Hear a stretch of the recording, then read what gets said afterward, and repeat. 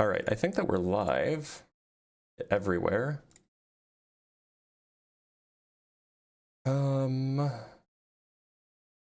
put some chat.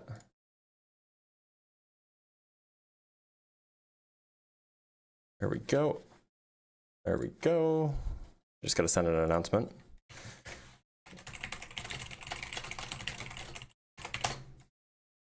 For those who are watching on YouTube, give me just a moment.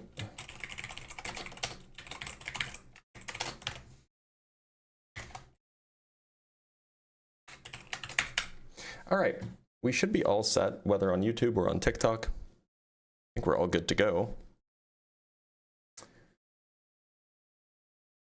And yeah, great.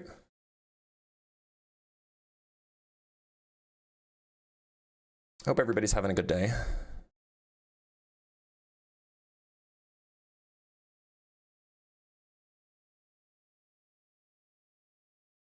You did just stumble into the start of the stream. You absolutely did. Yep, people will be here ASAP. I'll just give it some time.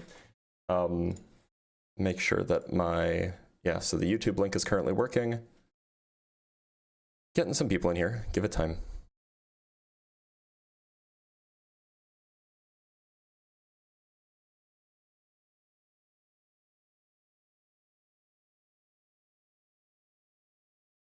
No sound detected. That's because I wasn't saying anything. Watched your clips, I'm a big fan. Well, I'm glad. I'm glad, Curse Kratos. It is indeed a good prompt. We'll see what people have to say.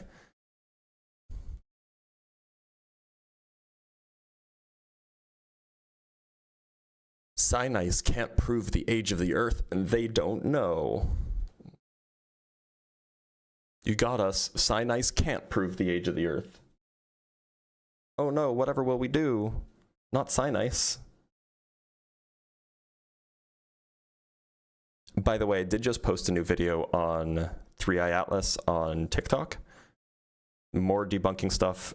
There's so much. There's so much garbage out there. And it's really unfortunate.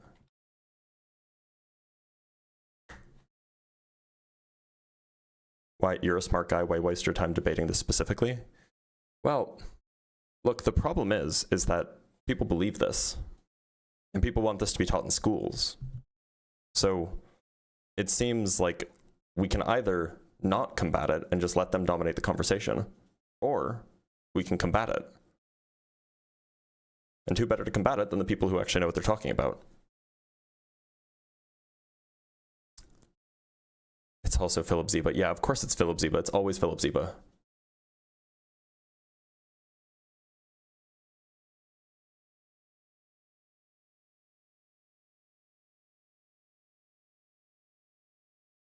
Somebody's saying the Earth is flat. Oh, what a meme. The Earth is 20-ish years old. I know it because I don't have any memory before that point. You know what? You're right. The Earth is about 20-ish years old because it's the same for me.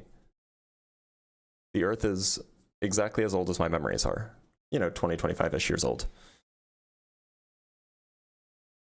Maybe even slightly older because I do have some slightly older memories. All right, let's bring up our first guest. TBD, how's it going? Good afternoon. How's it going? It's going all right. How old do you think the Earth is? Well, actually, when you said, the Earth is only 28 years old, I thought that was actually a pretty smart comment, to be honest with you. Because regardless of how old it is, when it comes to our experience, it's really only about what we experience. And I can't tell if you're trolling me or not. I'm not. No, I really genuinely think that was actually a pretty smart because comment. That's like obviously not the case. No, like, it's obviously not the case that the Earth is 25 years old because that's how old my experiences are. Yeah, but in terms of perspective, it's a smart comment. I don't know what that means. How old do you think the Earth is? I personally think the Earth is about 6,000 to 7,000 years old from a biblical perspective. Why? That's just when I look at, like I said, from the Bible, when I look at the Genesis account all the way to now, that's kind of what I've determined. But to your Well, point but earlier, why would you believe that?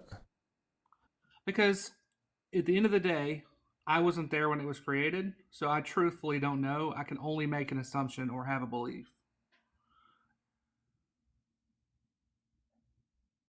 I can't hear you. Sorry, look, can we not use evidence to try to figure out how old the Earth is? Well, you have to use evidence to find out how Yeah, old the Earth is. and that's been done. Right, but it's not it's substantial evidence or circumstantial evidence. Excuse me. What do you take circumstantial evidence to be? It's when you have evidence that's not direct first person evidence, then it's not the same. It's not as So valuable. to be clear, eyewitness evidence is not considered strong evidence. What you're looking for is direct evidence.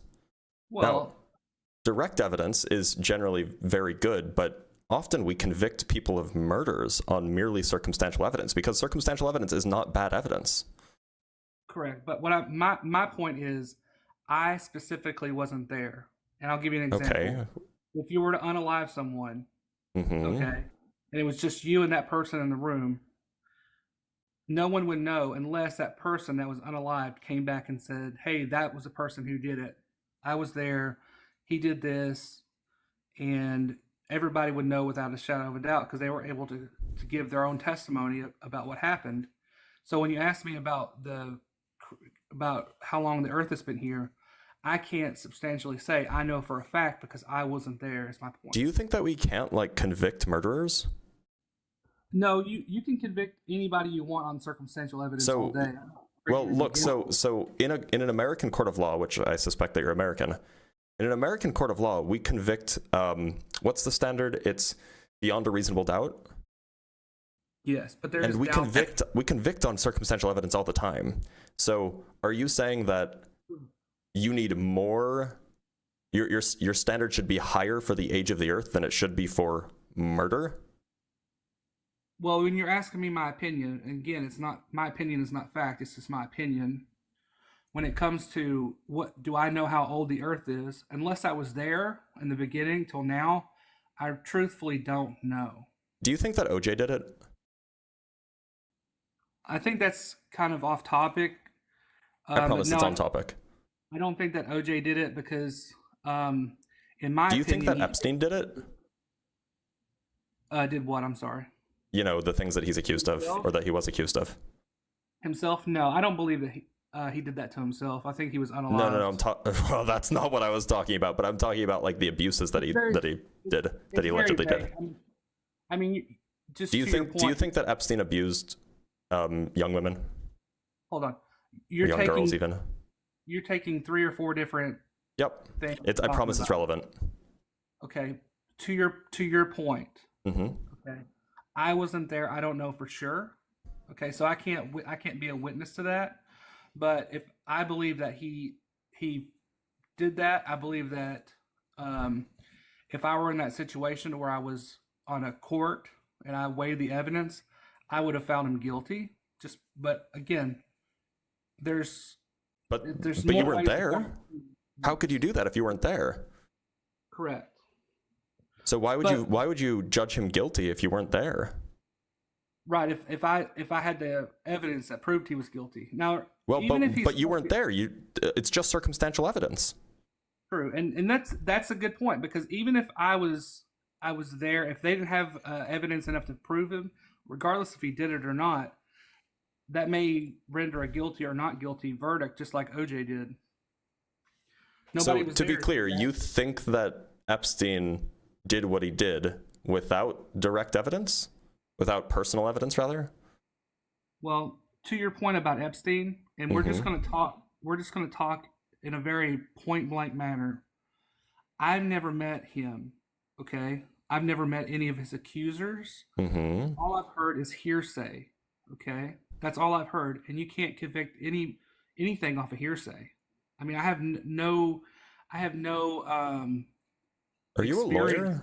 Because I think hearsay actually counts as evidence.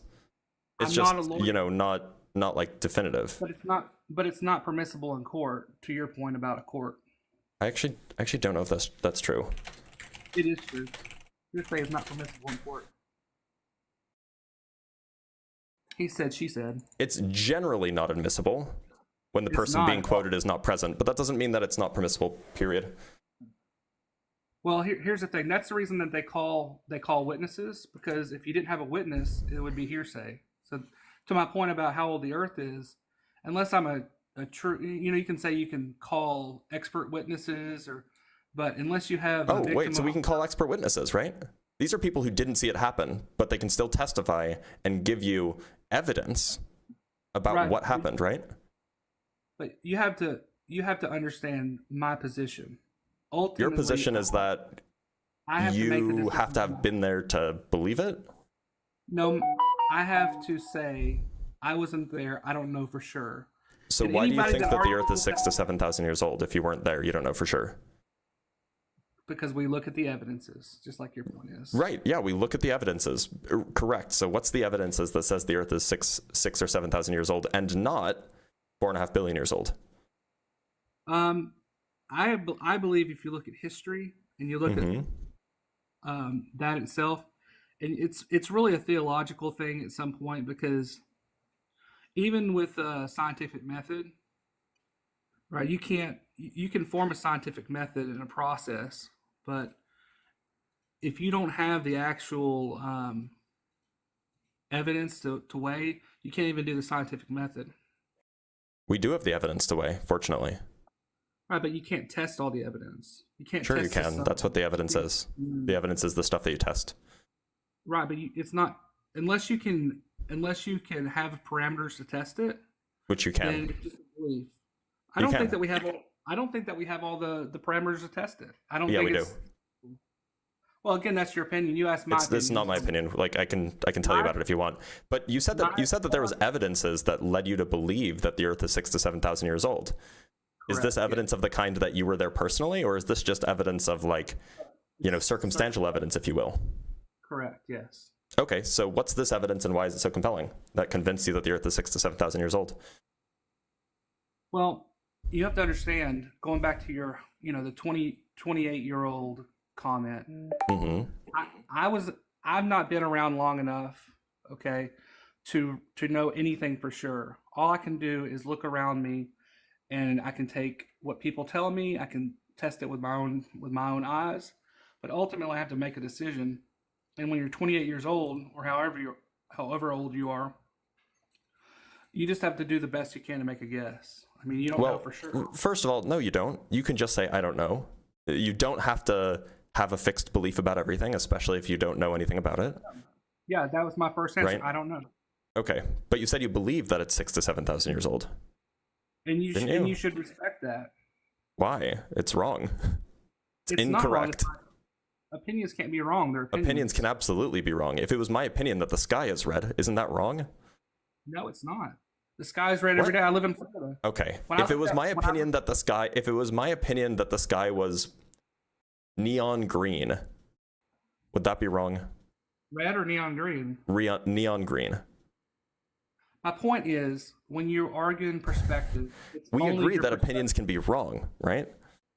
No, they're not wrong. That's my whole point. If it was my opinion that 2 + 2 = 5, am I wrong? No, it's not. You can have your own opinion. 2 + 2 can equal 5? That can be. That's not wrong. The ability to have your own opinion is not wrong. You can have opinions. The opinions can be wrong. You're allowed to have your opinion. It's just the opinions that you have might be wrong. And in your case, it is. So if I can have an opinion, then that's not wrong, correct? You're allowed to have an opinion. It's not like morally repugnant to have an opinion, but but your opinion can be about a view that is incorrect. Right, but I'm allowed to have that. You're allowed to have whatever opinion you want. I just would assume that the opinions that you want to hold are opinions that reflect reality rather than opinions that don't reflect reality. Right, but that's your assumption, though. Would you rather have opinions that don't reflect reality? If you want, yeah, sure. I'm asking you personally. No, I believe that you should be able to have any opinion you want. I'm asking you personally, do you want to have opinions that don't accurately reflect reality? Me personally, no, I don't. Okay. So then why do you currently hold that opinion? Because I don't does not accurately reflect reality. Because I don't even know what reality is. Okay, going back to your comment of 28 years old, your experience is very limited on what you know. I'm not 28, by the way. No, I'm saying that was a topic. Okay. Right, and that's the reason that we infer things, we test things, we do discovery, we try to find out because we don't truly know, and we gather all these evidences to support an opinion. But at the end of the day, unless it's physical, like life and unaliving, it's hard to prove. Wait a minute. So why do you hold an opinion about it at all if you say that you can't even know what reality is? Because that's your right. You can have an opinion. But you want your opinions to reflect reality, don't you? Not necessarily. You just said you did. Like 30 seconds ago, you said, yes, I want my opinions to reflect reality. Some people don't want to live in reality. I'm not talking about some people. I'm talking about you. If I want to, but that's my right, though. You said that you wanted your opinions to reflect reality. Did you not? Right, but my reality is only what my experience. Your reality? Do you have a separate reality from me? Do we live in different worlds? We do. You live in your world and I live in mine. That's your I'm sorry. I thought we both lived on planet Earth. We don't. We don't live on planet Earth. You occupy your body and I occupy mine. That's my world. That's your world. Okay? The fact that we can walk around and talk to each other doesn't mean that I can keep your world. What are you saying? What do you mean we don't live on planet Earth? I'm saying you live in your spirit lives in your body. Okay. Are we on Earth? We can call it whatever we want. Is this how you engage with every other thing that you believe? You're like, well, I can't have an opinion on whether or not smoking is good for you. You know, we all have our own Earth. We all have our own bodies with our spirits and our bodies, and we don't share realities. Your reality is different. Like, is that how you engage with everything else? But your reality may be different than mine. It's called perspective. No, my perspective is different from yours. We share a reality. That's just because we share the same reality now, because we're talking to each other. But if you and I live in the same like, if you think that you and I live in different realities, I don't know how you function in this world. And you know why?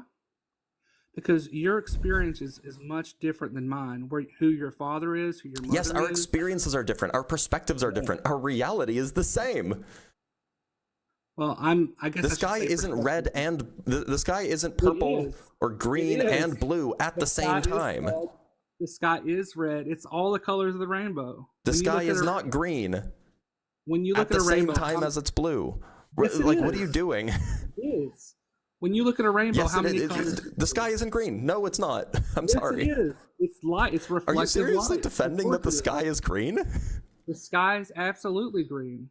All right, my guy. Are you sure? Is that your final answer? Is that your final answer that the sky is green? What are the northern lights? What are the northern lights? The northern lights are not the sky. Oh, they're not. No. When you look up into the sky, they're atmospheric phenomena. They're not the sky. The sky is blue. Do you? Oh my God. The sky is. Oh my God. The reflection of whatever is. See, that's what I'm saying. You're trying to nail down. You're trying to nail down your opinion. Are you a troll, TBT? No, of course not. But I'm experienced enough to know. Why are you fighting me when I say that the sky is blue? Because it's not blue. What? There's all kinds of colors in the sky. Do you like? Did you just come up to like be contrarian? No, every day the sun.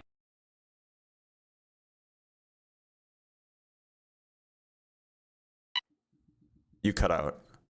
Oh, well, I don't know if he cut out. I think he disconnected. But what? How did that happen? What?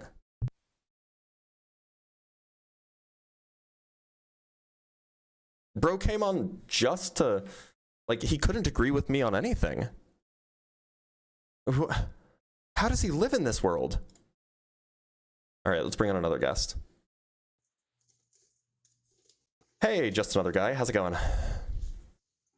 Going well. How about you? I'm doing all right. How old do you think the Earth is? Probably really old. Like thousands of years old or billions of years How old? old do you think the universe is? Sorry, do you think that it's thousands of years old or billions of years old? Billions. Okay. Thanks for being here.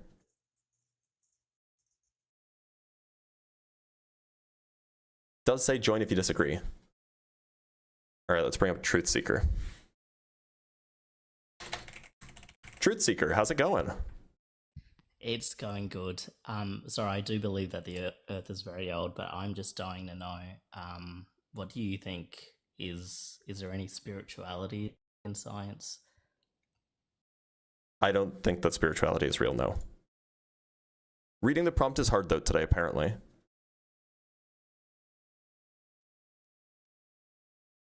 Megan, how's it going? Good. I was just wondering if I could share an analogy with TBD about science and understanding the Not reality. if you think the Earth is 6,000 is billions of years old. Okay, well, I just There are rules. There are rules for a reason.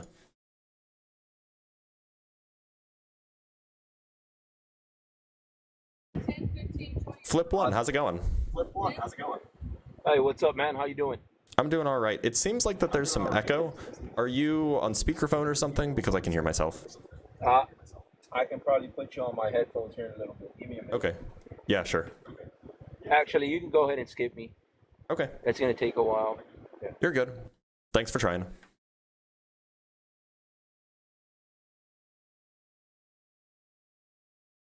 All right, let's talk to Stuart. How's it going? Hey, I'm great. How are you? I'm doing all right. How old do you think the Earth is? 4.5, I think, 4.5 million or 4.5 billion years old. All right, well, thanks for being here.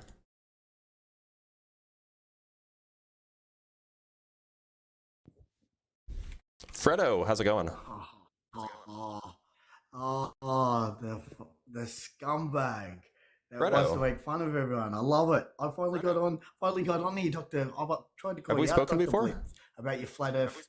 Nah, you're just a scumbag the way you talk to people, and I can't stand it. And I'm a flat earther, and the way you call things out, disregard people. Yeah. You know, I want you on my live. I want you on my live. Do you want to come on live with me? Well, we're on a live together right now. No, because you're gonna boot me because you want to go. I won't boot you unless you aren't Okay, opposition. Right, how old do you think the Earth is? Okay, so let's do it. Yeah, how old do you think the Earth is? Earth's got nothing to do with Earth. Earth's got nothing to do with this. It's the shape But of wait a Earth. minute. How old do you think the you're look? The global. topic So you're is global, the you can age of the Earth. So if you don't want to talk about that, you'll have to come back on a flat Earth day. Oh, that's what I Okay. said. That's what I said. I want you on my live. Okay, you'll have to come back on a flat Earth day. Please respect the topic of the live. If you want to come back on a flat Earth day, that'll probably be on Thursday. Nate, how's it going? Good. How are you? I'm doing all right. How old do you think the Earth is? Almost 6,000 years old, Okay. according to the Bible. Okay, and why so? Well, there's a lot of scripture on it, right? And the issue is because there's so much scripture that interlinks with other books in the Bible and with other pieces of evidence that there's two views I hold on this, right? Mm-hmm. One is that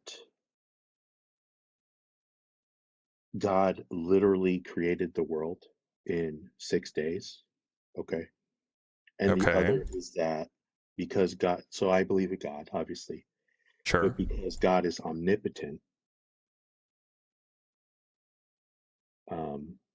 part of that could be also that the Earth is extremely, extremely old with the universe. So it sounds odd, but it's kind of like a Schrodinger's.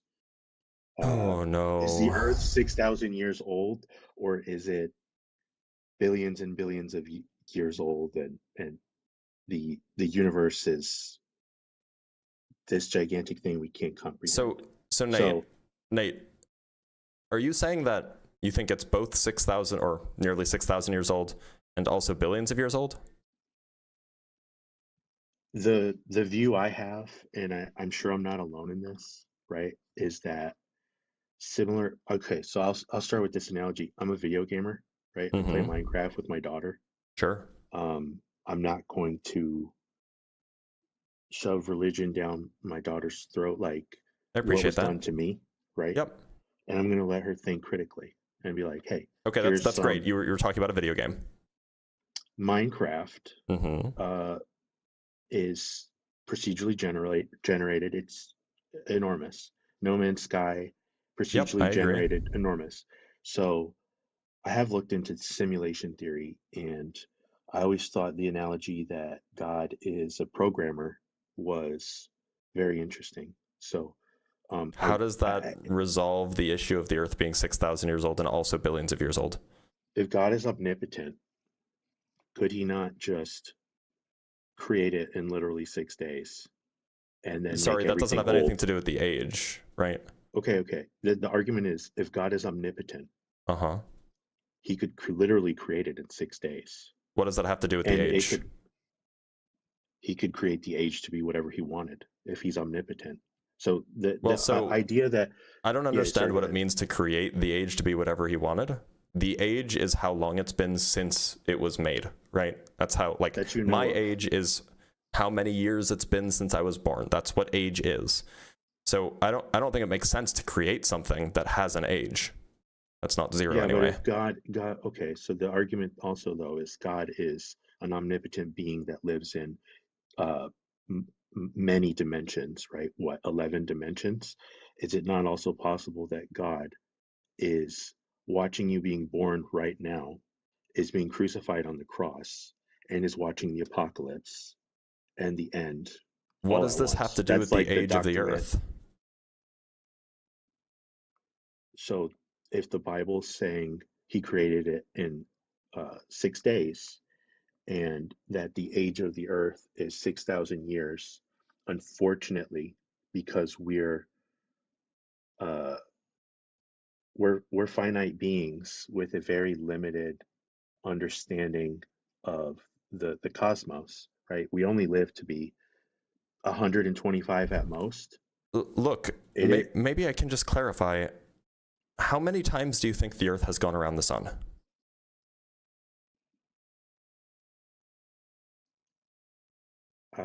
So again, the Schrodinger's equation, like either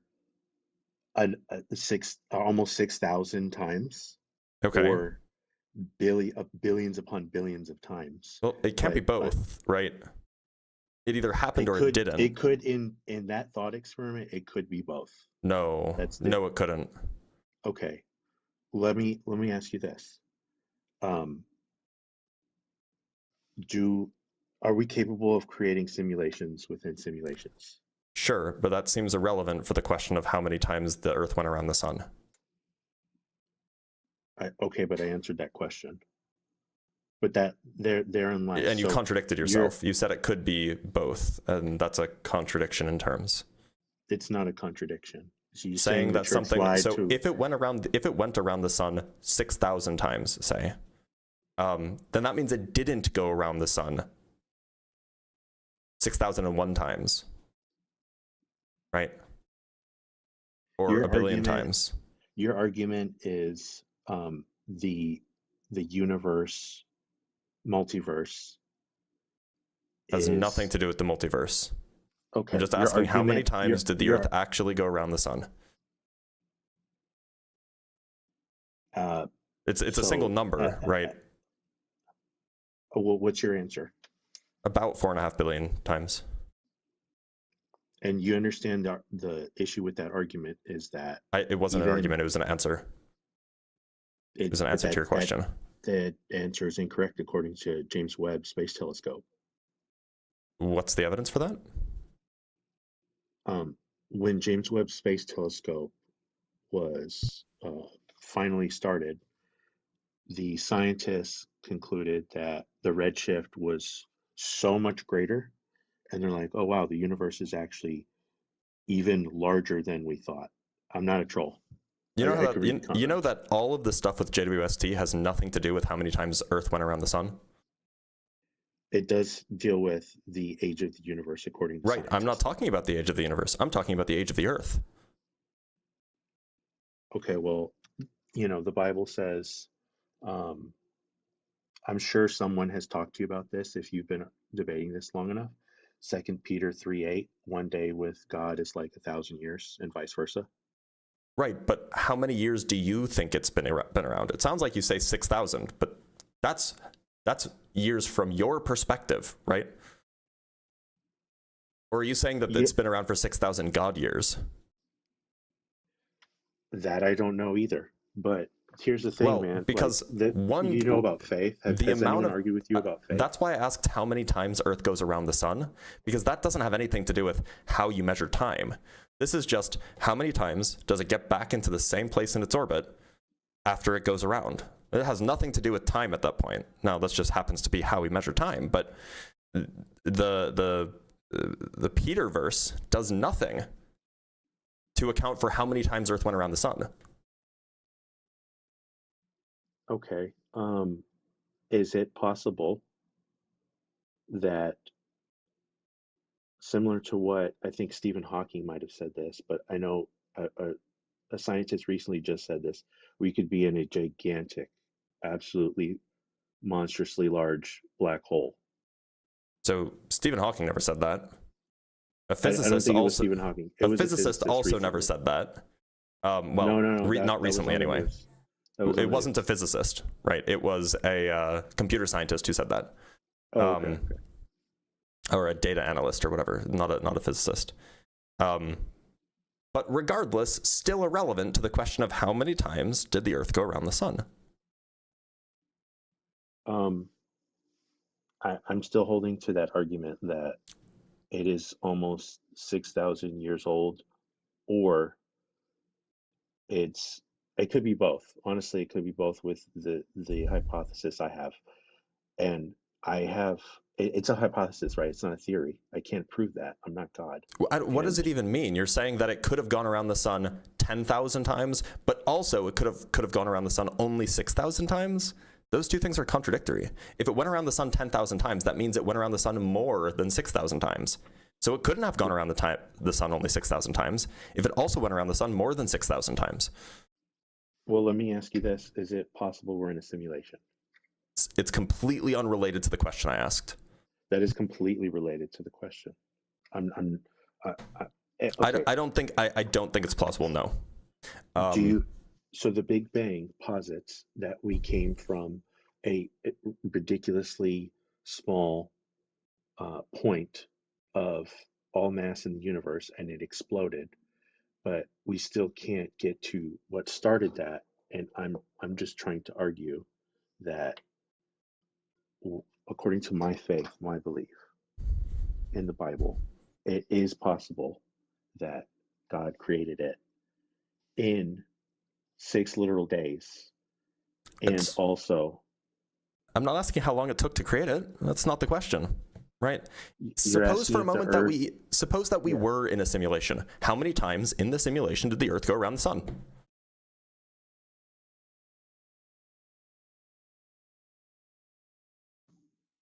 Sorry, I had a phone call.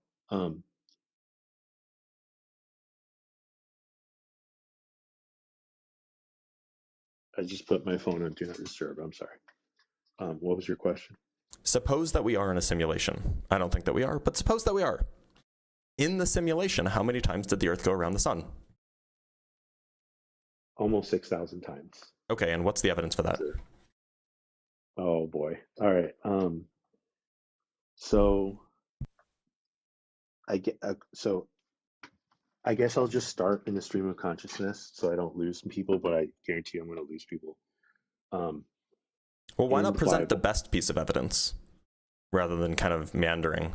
Okay. So we can stay nice and linear. Thank you. There's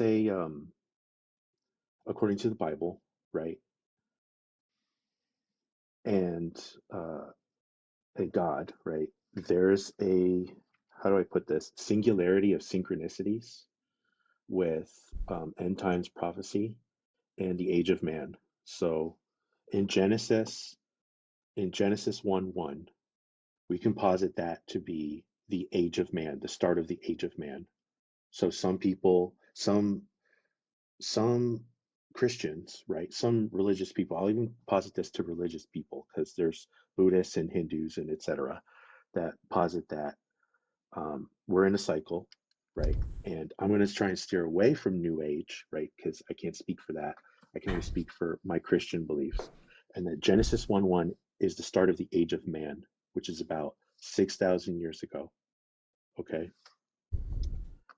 May I ask, real quick, side tangent, but it's related. Have you read the Bible? I've read Genesis multiple times. Have you read throughout the Bible?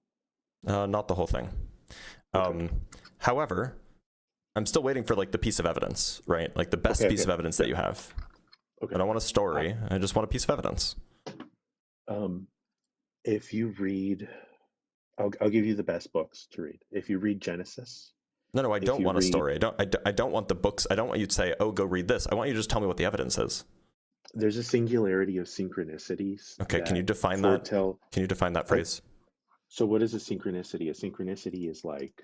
It's when two things happen in sync, essentially. Yeah. Perhaps in an unexpected way. Yeah, let me get the definition of it. It's a concept introduced by Carl Jung. Analytical psychology describe events that coincide in time and appear meaningfully related. Sure. Yet lack a discoverable causal connection, right? Okay, sure. So That's how you're using it, sure. Right. Some people view that as maybe like a Mandela effect, a glitch in the matrix, but some people also view that as like prophecy or end time. Maybe someone said... Sorry, so what is this? What is the singularity of synchronicity? There's a singularity of synchronicities right now. What do you mean by a singularity of synchronicity? Like the way I understand the word singularity has nothing to do, like it doesn't make sense in that sentence. A singularity is a point that you can't turn back from. That's not what a singularity is. That's no. Well, it's okay. So what do you mean when you say singularity of synchronicity? I will get the definition of singularity. Sure. A hypothetical future point in time when AI will surpass human intelligence. That's one definition. Another definition is a point in space-time, such as a black hole at which matter has infinite density, infinitesimal volume, and so things become infinite, you can't leave. Well, hold on. I don't think "and so things become infinite, you can't leave" was part of the definition. I think you tacked that on at the end to make your notion correct. That's the American Heritage Dictionary. I just Googled that. Okay. I don't believe you. So this is American Heritage Dictionary, you say? I use DuckDuckGo. I don't use Google. That's fine. If you're using the American Heritage Dictionary, I can just go to the American Heritage Dictionary and look up singularity. Yeah, it's definition number 5. Okay. Singularity. But there's only 4 definitions. There's only 4 definitions in the American Heritage Dictionary for singularity. 5th edition, American Heritage Dictionary. I'm on their website, which is the most up-to-date. Yeah, this is the 5th edition, 2022. There's only 4 definitions. That's awkward.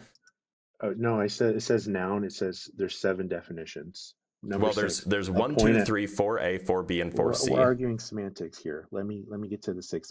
Hold on. So I just got to do this. I'm so sorry. Well, not so sorry. One sec. What is this browser? Window capture. I just got to put this up really quick. So we have American Heritage Dictionary, right? Yeah. Can we all see this? I see you're telling the truth, but I use DuckDuckGo. So the phrase that you said, so you can't turn around, nowhere here. In fact, it was pretty clear that this is the one you were reading. A point in space-time, such as a black hole, at which matter has infinite density and infinitesimal volume, and the curvature of space-time is infinite, also called gravitational singularity, and it says nothing about so you can't turn around. I don't know why you just lied to me, but you know that lying is a sin, right? Oh yeah. Okay, so you should probably repent for that. Yeah, I have a healthy relationship with Jesus. Okay, but you still need to repent for your sins, and you did just lie. Well, Matthew 7 states, "Judge not, lest ye not be judged. For with the same measure of judgment ye shall be judged."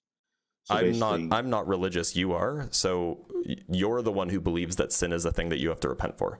All I'm saying is if this is your belief, you should repent for it. Anyway, I don't know why you lied to me about that. It's just the case that a singularity is not a point from which you cannot return, that you can't like turn around at or whatever. It's fine. It's fine to be wrong about that. But I still don't understand what this has to do with how that definition makes sense with a singularity of synchronicity. So the singularity of synchronicity is basically, if you read the Bible, you come to the conclusion that everything Jesus said in the Gospels, Matthew, Mark, Luke, and John, right? But also other books, not just Matthew, Mark, Luke, John, like Revelation, that the final book states that there's going to be all these signs and prophecy, and that the end of the age of grace is very soon. And so the Bible states that there's 7,000 years total for the age of like man. One starts with the age of chaos. So that was almost 6,000 years ago. Then 2,000 years later, the age of Torah. Then 2,000 years later, Jesus gets born and starts the age of grace.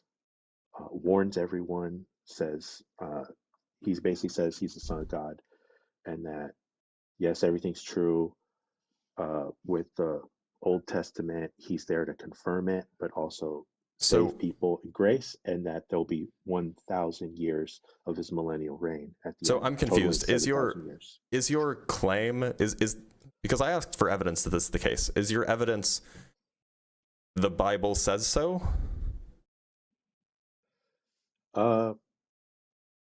So that would be faith, right? That's how it starts. But so then where's the evidence? It's all over the Bible. What's the best piece of evidence? The best piece of evidence? Yeah, that's what I asked for at the beginning. Okay, the best piece of evidence are the 500 witnesses who saw Jesus. And that's evidence that the earth is 6,000 years old? That's evidence that the Son of God, who was God himself in the triune, came down from heaven, all right, through immaculate conception, and tried to save us, and did save us. Hold on, just to be clear, even if we grant that the 500 people saw a risen Jesus, that's not evidence of an immaculate conception. Right? They didn't see the immaculate conception. That's not evidence of that. That's true, but you also didn't see the Big Bang.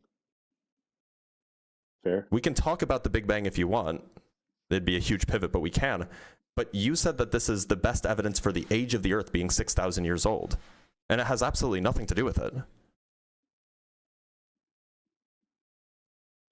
So to be fair, right, I have read, I'm in university right now. Like I read through,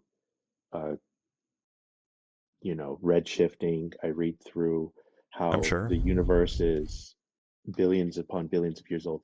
But also, I would posit, just a quick side tangent, to check the JWST, because they are.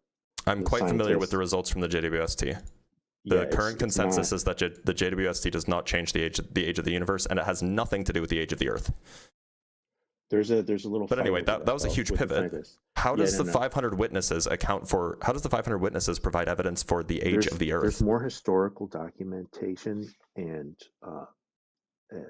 texts referencing and citing and witnessing Jesus. What does this have to do with the age of the Earth? Than the Caesar at the time. What does this have to do with the age of the Earth? So that book was divinely inspired and divinely written. That's a big claim. How do you defend that?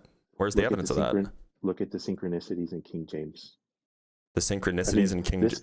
Are you talking about like so-called fulfilled prophecies? Not only that, but there's an uncanny numerology to it, to the point where if you saw one, you'd be like, that's dumb and weird. But multiple people, right, even before Grok, were finding these synchronicities in the King James version of the Bible. And so your evidence is numerology then? No, because you're not It's supposed these to it's really. these strange coincidences that you're finding in the King James. No, ultimately, you're not going to believe unless you ask and want to believe. It sounds The like you're Holy Spirit. dodging. I'm not. The Holy Spirit would help you with that. He Look, would I guide. asked for evidence. You haven't Part of given that me is any. part of that is faith, though. That you're never gonna. You're not Faith God. is belief without evidence. So how can faith be evidence? I don't know how that works, but I think it's extra. It's like if you ask God for signs, is that no longer faith? It's not, because you're like, show me Okay, so what's that the the earth is signs? What's the 6,000 evidence that he years. sent you? What do you mean? You said if you ask God for signs, then that's not faith anymore. It's evidence. So what's the evidence that God sent you when you asked him for signs?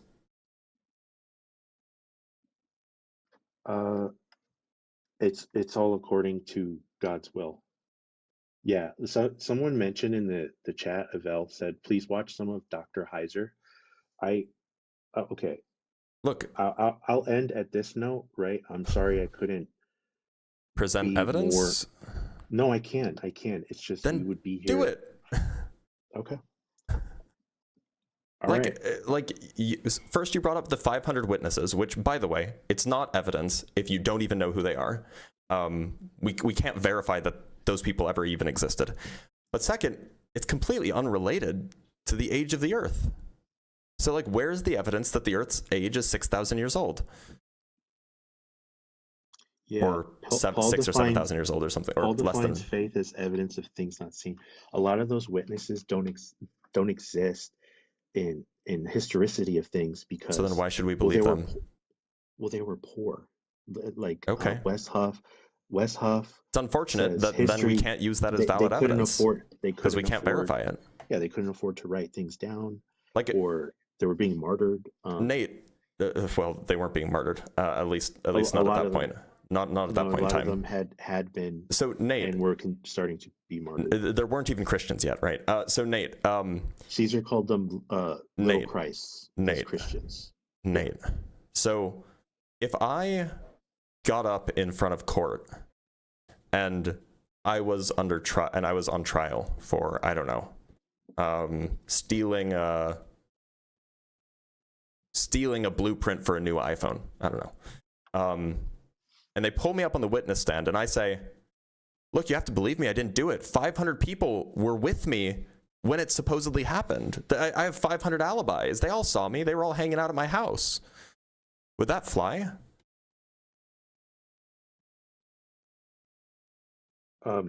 That argument is moot in the age of AI. Can you answer the question, please? Would it fly if... Yeah, would that fly in court? No, absolutely. Okay, why not? It wouldn't fly in court because you need way more evidence. I mean, like, you need the scientific method of evidence. Well, you don't necessarily need the scientific method. In court, we use eyewitness testimony all the time. Now, eyewitness testimony is generally not regarded as particularly strong, but if you had 500 eyewitnesses that all came and testified, that would be pretty compelling evidence to a jury, right? The trouble is, and by the way, the reason why that would be compelling is because you would have 500 individuals all telling their own story, and we could identify who's telling the story so their reputation is on the line. But if you just say anonymously, oh, 500 people saw this, that's not evidence of anything. Because literally anybody could say that about anything, and you'd have no way of checking. Could we check on historical events that were corroborated around those times? Regarding the 500 eyewitnesses? Regarding the time of Jesus's crucifixion. So are we pivoting away from the 500 eyewitnesses? No, that's directly aligned with... So, but do we agree that we can't verify that the 500 eyewitnesses saw anything, right? That there were 500 eyewitnesses, even at all? You'd have to trust the people that wrote the Bible. So this is like, trust me, bro. But okay, at some point, I strongly recommend you look at Cliff Knechtley? I'm familiar with him. He's an embarrassment for Christian apologetics. There are much better apologists. One of his videos, he's arguing with a university student, because of course he is, and because he could never argue against somebody who's well educated on the topic. No, he could. I'm not going to get into why he does that or not. I'm not him, right? I'm not going to judge him or what you know why he does it. Either. Come on. A lot of what, side tangent real quick. A lot of the reason why Christians go to universities is to help university students with what they're grappling with the secularism, but also giving them hope with the gospel. So why was he debating instead of just preaching? I can't speak for that. I don't know. You do know. I'm not him. You do know. You and I both know. Come on. Well, he said he started that in his 20s. I'm not him. Like the Bible even talks about some people spreading the gospel just for like vainglory, and they're going to be judged. Basically, like Jesus even warned, like don't be a jerk when you spread the gospel. Basically, yeah, it's a shame that more people don't listen to that. But anyway, yeah. So like, as far as apologists go, Cliff Knechtley is probably one of the worst ones. He doesn't really know anything about philosophy. He doesn't really know anything about science either. He just knows the Bible, and then he kind of dodges every other question. But I do recommend Wes Huff. What's the evidence? I've seen Wes Huff. He's very uncompelling. So what's the evidence that like these 500 eyewitnesses actually saw what they saw, or that they even existed? They just in the Gospels they describe like 3 things. I can come back tomorrow too, because I'm not doing this topic tomorrow. Okay, I'll follow you, and I'll try and see more of your content. This is very compelling with debates. I do appreciate you letting me talk, by the way. Basically, it says that the sun turned dark, and please excuse me because I'm trying not to read the comments. It's very distracting. Just turn them off. You can just swipe them away. Okay. So if we go back 2,000 years and we try and like pinpoint when Jesus was crucified, it does corroborate with moments in history, right? That this Jewish guy. I mean, I agree. He was probably crucified, by the way. Like, that's fine. Lots of people were crucified. Okay. Well, I'd love to talk to you again about this. I'll follow. I personally don't believe in flat Earth, right? Good. I've been on a plane. I can see the curvature of the Earth from a plane at 36,000 feet, and I know that's a heated debate within the Christian community. And it shouldn't be, by the way. But for what it's worth, I kind of view the flat Earth exactly the same as I view the age of the Earth being 6,000 years old. They are both equally deep in science denial, equally deep in denying the evidence, equally deep in sophistry. They are equally bad views. Yeah, I mean, and I'll end it at this note. A lot of Christians don't want to.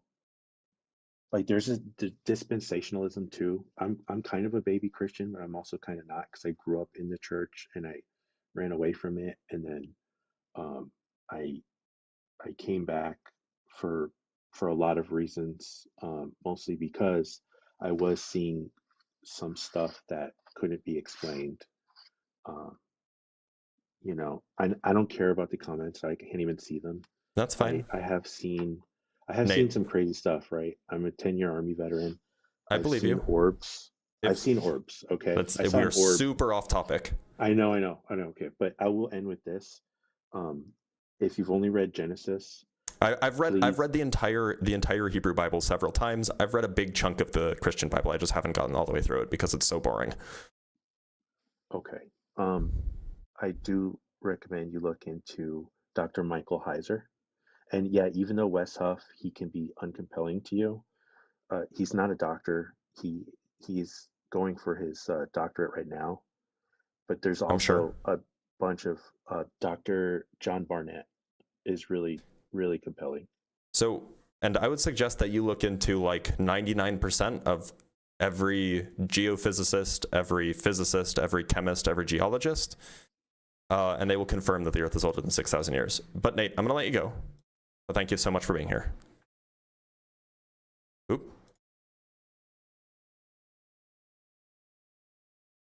All right. Oh, hey, it's graphics. Graphics is a... haven't had graphics on fairly recently. Oop, why do I keep doing that? I'm so sorry. Graphics, welcome back. So we've had this conversation before, and have we actually had this conversation, or did we have a conversation about the shape of the Earth? Yeah, we have. You just don't remember things. It's okay. You might be getting a little old like me. Yeah, I just don't remember notable or non-notable people. Yeah, Sorry. no, you don't remember being wrong about everything you say. So we talked about the Earth being created with a semblance of age, with existing daughter isotopes. Yeah, I remember that conversation. Yeah, Yeah. Said that Wait a minute, hold on. Just to be clear, your problem was that you felt God would be tricking us. Yeah. Yeah, that's not a scientific argument. Well, what does it mean to trick someone? Well, it's not tricking someone. Do you know what the Earth would have been like if it wasn't created with existing stable lead? Yeah, it wouldn't have been that different. Okay. Can you tell us what also, just to be clear, graphics, you don't need the lead to be inside zircon in order to have lead on the planet. Great. So what happens if there's undecayed uranium?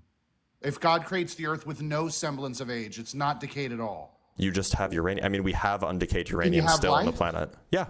We have undecayed. You can have life with undecayed isotopes. Yes, graphics. You know that we have. What would happen if there was no decay? Graphics. You know that we have undecayed uranium on the planet now. I'm talking about God creating a brand new Earth. Yep. If He created a brand new Earth with all of the uranium that hadn't decayed yet, yeah, well, there could still be life. There's no issue. There was no decay of any radioactive isotope. Brand new Earth, not just uranium. No decay whatsoever. Yeah. Yeah. The Earth would be uninhabitable. Why? Because it would be. Are you kidding me?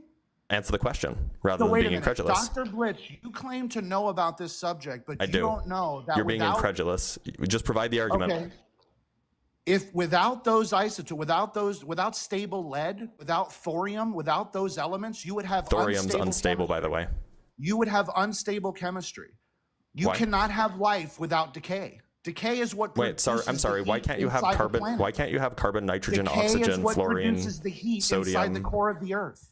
The radioactive. So graphics. The radioactive decay that has happened, or that happens and has happened in the past, contributes like 1% of the energy that the Earth gets. It's a very small amount. Does radioactive decay contribute to the heat at the center of our about planet? 1% of it. Without that. It's about 1% of the Earth's energy budget. Modern tectonic. We have an Earth that was habitable. You're saying we would. Yeah. Great. I can make a video about that. You're totally wrong about that. Okay. Yeah. So hold on. Graphics. Hold on. Anybody can fact check me. Graphics. You got to let me ask you a question. You asked me some questions. So you said that God needed to create the Earth with some lead on it. And look, maybe I don't think lead is necessary for any biological processes, but suppose it is. There is lead that is not trapped in zircon.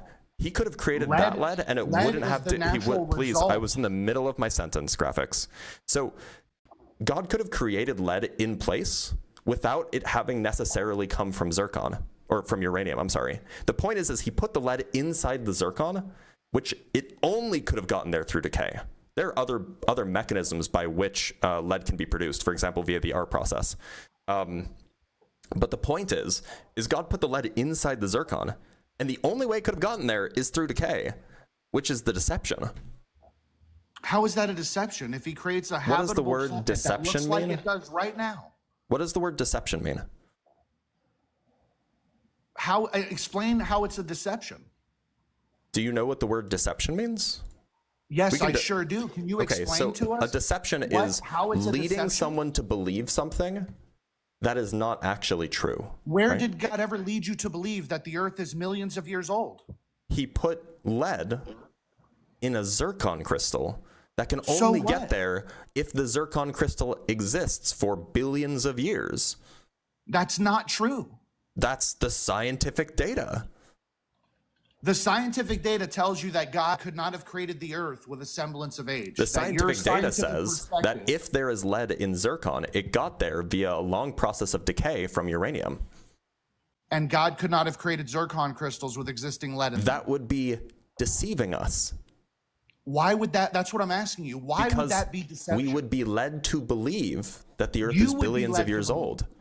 Any rational person would be led to believe, given the processes that we can observe, the scriptures would read given that the processes that we can observe, graphics, given the processes that we can observe in the world around us, we find that the only way that uranium or that lead can get into zircon crystals is via the decay of the uranium that's already in the zircon crystals. We would be correct to then infer that if we find zircon crystals with lead in them, that it must have come via the decay process from uranium. So if God put that lead in there by hand, that would be deceptive. It's deceptive because he creates the earth with a semblance of age. That's deception. Even though because he's presenting evidence that it's older than it is.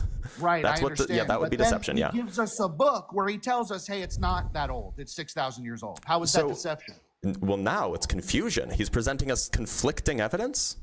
Oh, so you're just confused. So your issue is not that your it's God not is a true. God of You confusion. just don't understand it. Your God is a God of confusion. He No, presents but conflicting evidence. Now it's sophistry. We're talking about science. Yeah, we are. What scientific evidence okay, do you so have? wait, hold on. We're talking about science. Then why are you bringing up a book? Sorry, why are you bringing up a book? What evidence do you have that the Earth is not 6,000 Why are you bringing up a book if we're talking about science? By the way, your prompt is not a scientific claim. Scientists don't claim anything like the Earth isn't 6,000 years old. Sure, they do. Go ask plenty of scientists. What you should say is all of the available evidence tends to make us believe that it's improbable that the Earth is more. That's how a scientist would talk. Okay. You're not a scientist. You're a cool cult tone member. policing. Cool tone policing graphics. It's not tone policing. It absolutely is tone policing. Are we talking about scientific evidence or are we talking about books? Science does not produce proofs. I never said the word proof in the above description. Now tell me, what's the scientific evidence that the Earth is 6,000 years old? 6,000 years old. Science cannot produce those claims. Graphics, please tell me, what's the scientific evidence that the Earth is 6,000 years old? Why is there carbon-14 being found in elements when the carbon-14 half-life is only a little bit over 5,000 years? Can you explain that? Yeah, so are you talking about diamonds? You don't know what I'm talking about? Well, no, I know what you're talking about. I'm making sure that you know what you're talking about. Are we talking about diamonds?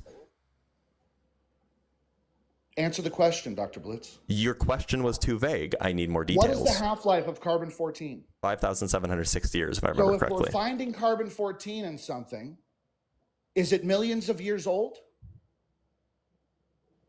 Where are you finding this carbon-14? I'm just asking you. I'll tell you in a second. If we find carbon-14... Look, there are processes by which carbon can leach into a system. And we understand those processes pretty well, so we don't rely on those for producing accurate ages. That's not their claim However, against that anyway. What there are other processes, other systems, where we know that carbon leaking doesn't happen. Or at least it's minimal. So the question is, I'm asking for what specific case are you referring to when you please, are you incapable of letting me finish a sentence? You're not answering any questions. I'm asking a clarifying question. I want more details so that I can answer properly. So please, what specific example are you referring to when you say we're finding carbon in things that people are saying are millions of years old? What specific thing are you referring to? So you're not even aware of the modern evidence for young Earth creation. Just present the evidence. Dinosaur fossils. I'm not doing your homework for you. Present the evidence. Okay, what about dinosaur fossils? I already told you 6 times. So what about the dinosaur fossils? Dinosaur fossils, Dr. Which ones? Which ones? Oh, are you kidding me, bro? Yeah. Tyrannosaurus Rex soft tissue samples. Sorry, that's not carbon-14. That's not carbon-14. Okay, Dr. Soft Blitz, tissue. why are we Soft tissue is not the same as carbon-14. Any dinosaur bones at all? Which ones? Are you kidding me, bro? Yeah, absolutely. Let's actually go. We can actually Google this for you. Google this if you want. The bone from the Centrosaurus apparatus found in Alberta, Canada. Sorry, how do you spell that? Centrosaurus? This is easily findable information, bro. Okay, well, I mean, we could just wait 30 seconds while I find the thing they're referring to, or you could just spell it for me. Dinosaur bones, bro. I was talking and my mic is louder than yours, so I couldn't hear you. Do you want to try again? Why is carbon-14 being found in dinosaur That's a good question. Have you looked into it? Yes. Okay, what's the answer? The answer is they believe that the samples were contaminated. Okay, sure. But you didn't even and know what's that. false about that? But you didn't even know that. So they have found carbon-14 in dinosaur bones, and their only argument I never said that they didn't, by the way. I never made that claim. You can replay it if you want. I never made that claim. So you believe they've been contaminated. That's the answer. Well, we know that carbon leaching can happen, right? This is why C14 is like considered generally less reliable than like uranium lead dating with zircon crystals. Every piece of evidence for a young Earth. It doesn't Why matter would what I? we tell Sorry, you. what did I deny? I didn't say that they didn't find decay rates of C14. radioactive isotopes fluctuate with extreme environmental conditions? What kind of extreme environmental conditions? Because I've only ever seen one study of this where you could make the decay rate of, like, I think it was an oxygen Where there was isotope. the polar shift, right? Remember? So hold on, please. I was in the middle of a sentence. Are you incapable of? Okay, I have to mute you. So I've read one paper from like 20 years ago where they showed that extreme exposure to neutrinos, I think, caused the decay rate of oxygen to change by like 0.0001% or something like this of a particular radioactive isotope of oxygen. I've never seen that being demonstrated for example, with uranium. Do you have evidence to the contrary? Because I'd love to see it. Yeah, there's evidence that extreme environmental conditions could definitely have an impact on whether or not it's an extreme shift or not is not the point. The point is, well, no. So is there evidence that like uranium decay rates can change? Can you refer me to that? Because that'd be interesting. When you guys make silly statements like uranium decay rates don't change, are you saying that they don't change a lot? I'm saying that, or that they're completely static I'm saying that, no matter what the environmental conditions. So you can cause nuclear reactions to happen by like bombarding them with protons or bombarding them with neutrons or whatever. You can cause these things to happen. This is what like a nuclear reactor does. We induce nuclear reactions to happen to produce energy, right? So you can cause these things to happen, but without an external cause, without, you know, some nuclear process happening to the atom. Oh my God, you cannot shut up. Without an external nuclear process being imposed on the atom, no, the decay rate is fixed. You can unmute now. So if there's an external force that's extreme enough, then those rates can fluctuate. It depends on what kind of thing it is. So like if you have like a neutron flux. Planet Peterson that he was wrong. So if you have a neutron flux, then yeah, you can cause nuclei to split apart. But that's called induced fission. It's not radioactive decay. So no, you're not really changing the radioactive decay rate. That's like fixed. So is it possible that God is a deceiver and created the earth with a semblance of age? Yeah, it's possible. It's just not your God. I win. It's just not your. Well, no, I mean it's not your God, right? Yeah, that is my God. My God is your God a deceiver? Sometimes he does things, like he does things like sends a spirit of deception during the end days. He does seem to like to deceive evil people. I'm sorry. So you think that your God could be a deceiver? Well, no. What I'm saying is you just admitted that your prompt is not. I'm sorry. It's not a valid prompt. So I'm pretty sure Ezekiel 14:9 says that. Not be 6,000. I'm pretty sure Ezekiel 14:9 says that God does not deceive. Really? Who sends the spirit of deception during the end times? Well, that's just another contradiction. It's not a contradiction. It is. No, absolutely not. Thanks for proving your Bible wrong. He wants with evil, wicked people. You don't deserve justice. You don't get any of that. So are you saying that all of the Christians who believe that the earth is 4.5 billion years old, that they're evil, wicked people and God deceives the Christians? No, I'm saying you just lost the debate and you should end your life. Does God deceive Christians? You just admitted that it's possible for the earth to be 6,000 years old. So thank you very much. And you just admitted that it's possible for your God to be a deceiver. No, you just don't understand the Bible. And you don't understand the age of the earth. Bro, Dr. Blitz, we've had this conversation before, and you were much nicer when you were in person. Now you're acting all. But you just admitted in person. We've never spoken in person. If God decided. What do you wait? Hold on. What? We've never spoken in person. Yeah, no, not in person. But we've talked before outside of your live, and you're a much different person. You don't even remember, bro. Every time I talk to you, you don't remember. Which live stream? You're not going to remember. Was it someone else's? Whose? You're not going to. Yeah, it was mine. Was it like over a year ago? Because I haven't gone on anybody else's live streams except Ian's and Justin's in like months or years. You were in my live, and you said that the fluctuation. Remind me, please. You said that the decay. Hold on one second. Oh, wait a minute. You're the guy who told me about the oxygen thing. This was like 2 years ago. No, that wasn't me. You Oh, came okay. on my live and you made a claim that Mhm. the decay rates of radioactive isotopes never changes. Yeah, when was this? You don't remember. I'm sure. Can you tell me when it was? Dude, it was like, it had to have been a year ago. Had to have been over a year ago. Okay. I have the messages. I can possible. send you the messages I sent you. It's possible, yeah. So the We had radioactive the decay same rate does not conversation. change. That is correct. What does change is Radioactive decay rates can it doesn't change. What you can do is you can It can induce change. you can induce decay. Yes, That's called of induced course. decay. It's not radioactive Right. decay. Yeah, nobody's speaking of decay rates in a vacuum. We're talking about in the universe we live in. So is it possible in the universe that we the live data in, is the skewed? natural decay rates are not induced decay rates. No, I understand that. But actually, Decay this is an rates- interesting I question. So are you understand. That's not the suggesting? point. Right, no. So graphics. This is actually an interesting question. So you're proposing that the Earth is 6,000 years old. God did not create it with age, but then something catastrophic happened and caused the decay rates to get things to decay really, really fast. Is that what you're essentially getting at? Because that would have annihilated everyone. Oh, then why are you bringing it up? Because the point is, you don't know what you're talking about. I know what I'm talking trying to about better prove than to you do. everybody Yeah. that you're not as educated as you say you are. Oh, I mean, like my education is pretty open, and like I've made It's videos not, showing my though. PhD. Every time, Sure it okay, is. you said, I asked you a question recently. I asked you to show me a system in nature where energy is increasing. Oh, you're that and guy. entropy That's is right. increasing at the Yeah, same and I time told you with about the no natural living thing maser. involved. And you said a natural laser, which is objectively No, I said a natural wrong maser, answer. but yeah, sure. It's a wrong answer. It is correct. I've double checked it. I've triple checked it. It's correct. I've double checked it and triple checked it. And where did you double check it with? In the academic papers that study natural masers. So a natural maser is an example of a system increasing in energy and decreasing in entropy with no living thing involved. Yes.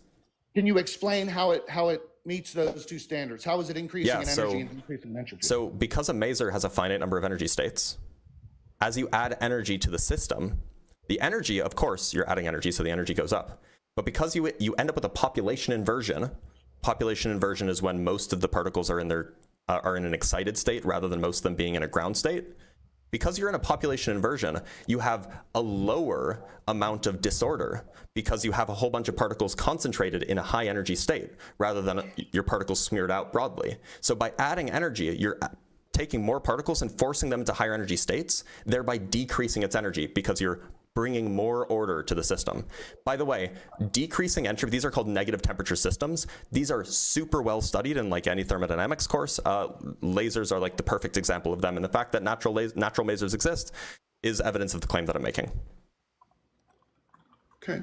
And now do you want to know why you're wrong? Sure. Okay. So a system increasing in energy and decreasing in entropy would mean that the system, right? We're not talking about an existing system that has an input of outside energy causing that to happen. That's exactly what we're talking about. That's not what I'm talking about. That's what I'm talking about. That's what a natural maser is. I'm talking about something like a bird building a nest, which is a system that did not exist before. So energy is being isolated. You're changing the goalposts? Hold on. Energy is being isolated in time and space, and complexity is being built into the universe. I'm sorry. So I thought the question was, is there a system where energy of that system is increasing, the entropy is decreasing, and there's no living things involved? And I gave you an example. Is entropy increasing in your example? No, it's decreasing. Really? Yes. That's what happens during a population inversion. Does the pumping process produce heat? Not necessarily. The pumping process it doesn't produce heat and disorder. It does. Not necessarily. Like it depends on the configuration. Serious?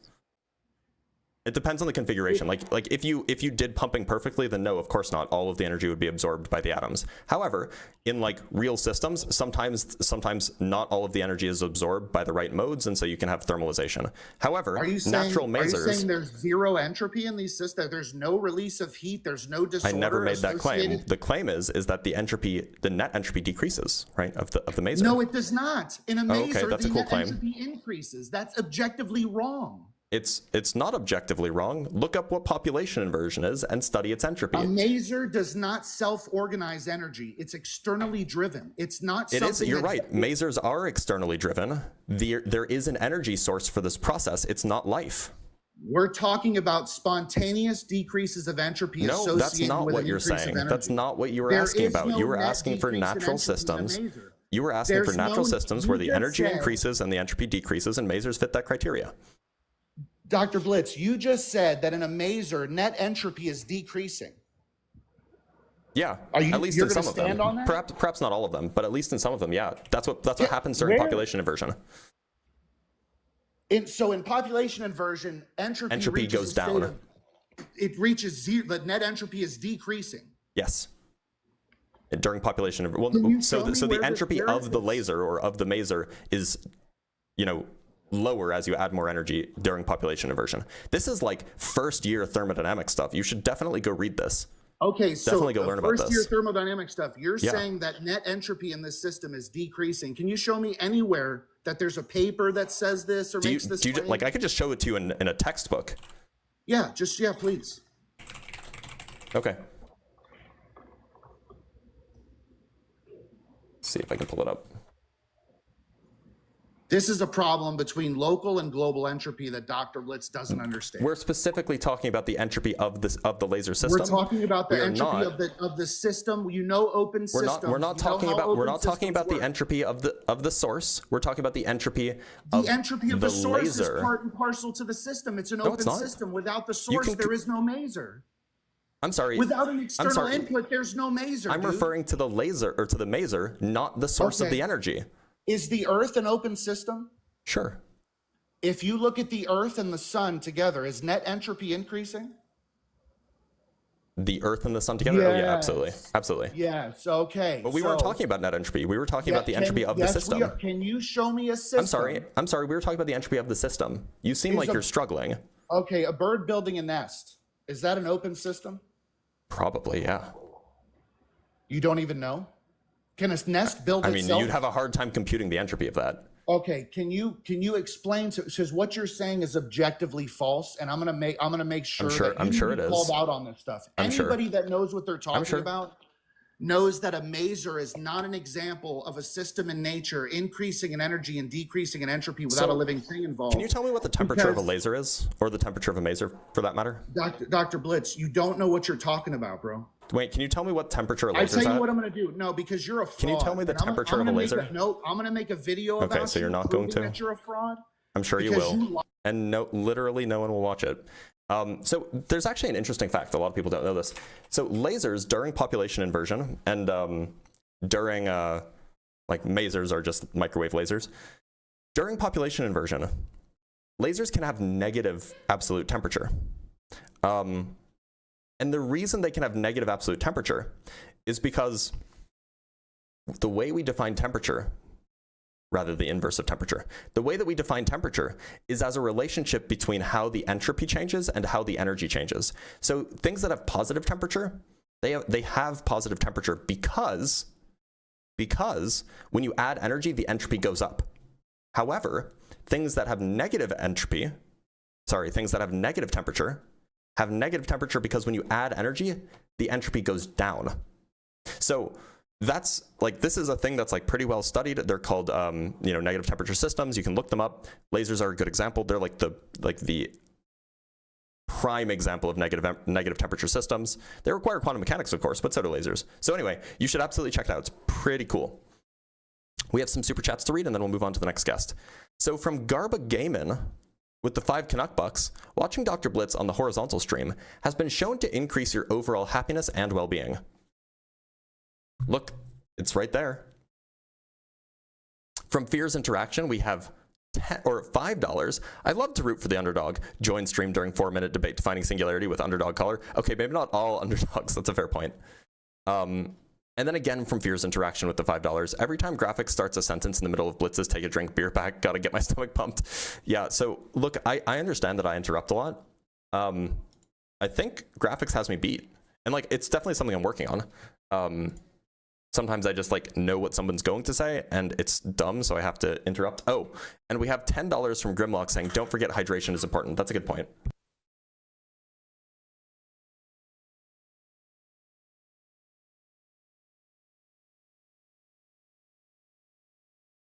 All right, let's talk with the next guest.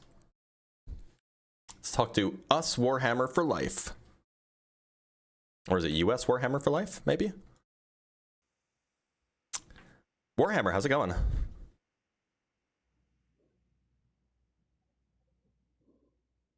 Warhammer, can you hear me? Warhammer. All right, looks like he's not here. Let's talk to Kyle.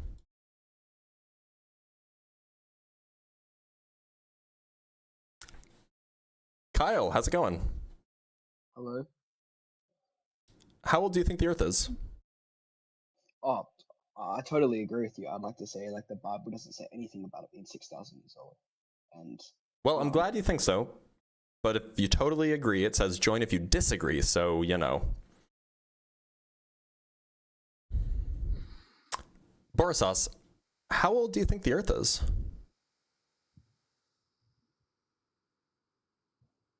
Oh man, I fell asleep. What? Welcome. You just woke me up, no joke. Okay. Good night.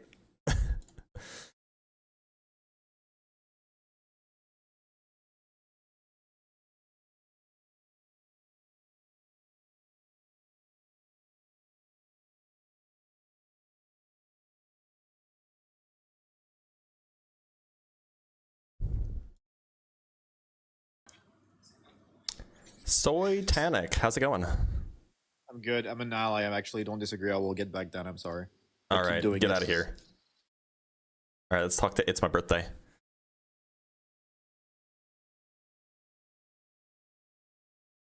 It's my birthday.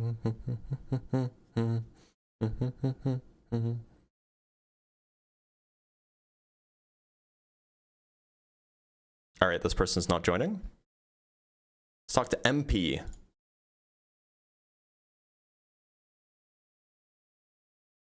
That me?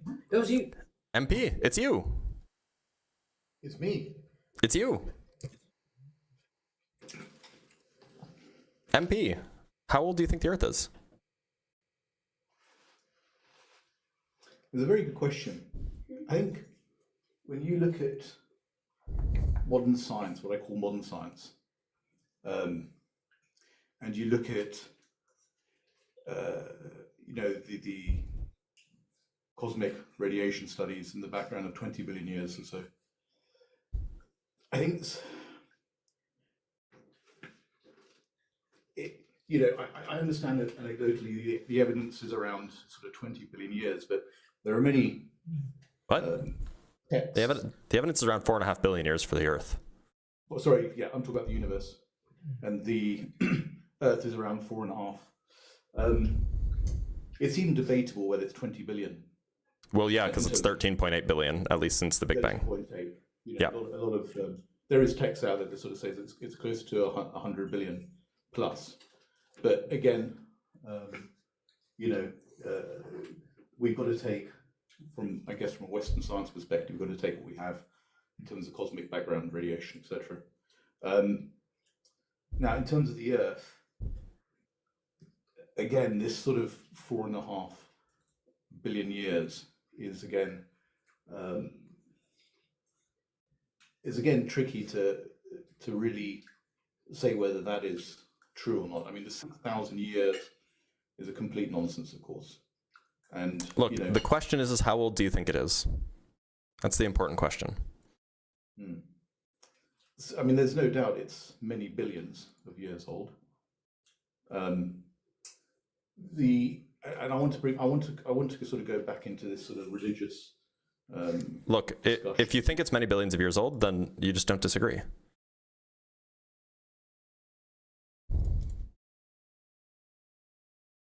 It's just the state of affairs, right?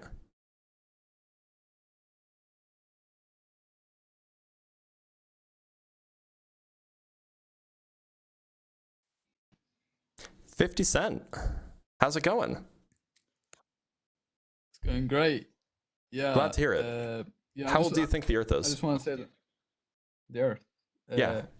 Hey man, I do think it's 4 billion years old, but I just I'm just saying like. Nope, you're not saying like nothing. Respect the prompt, respect the live, please.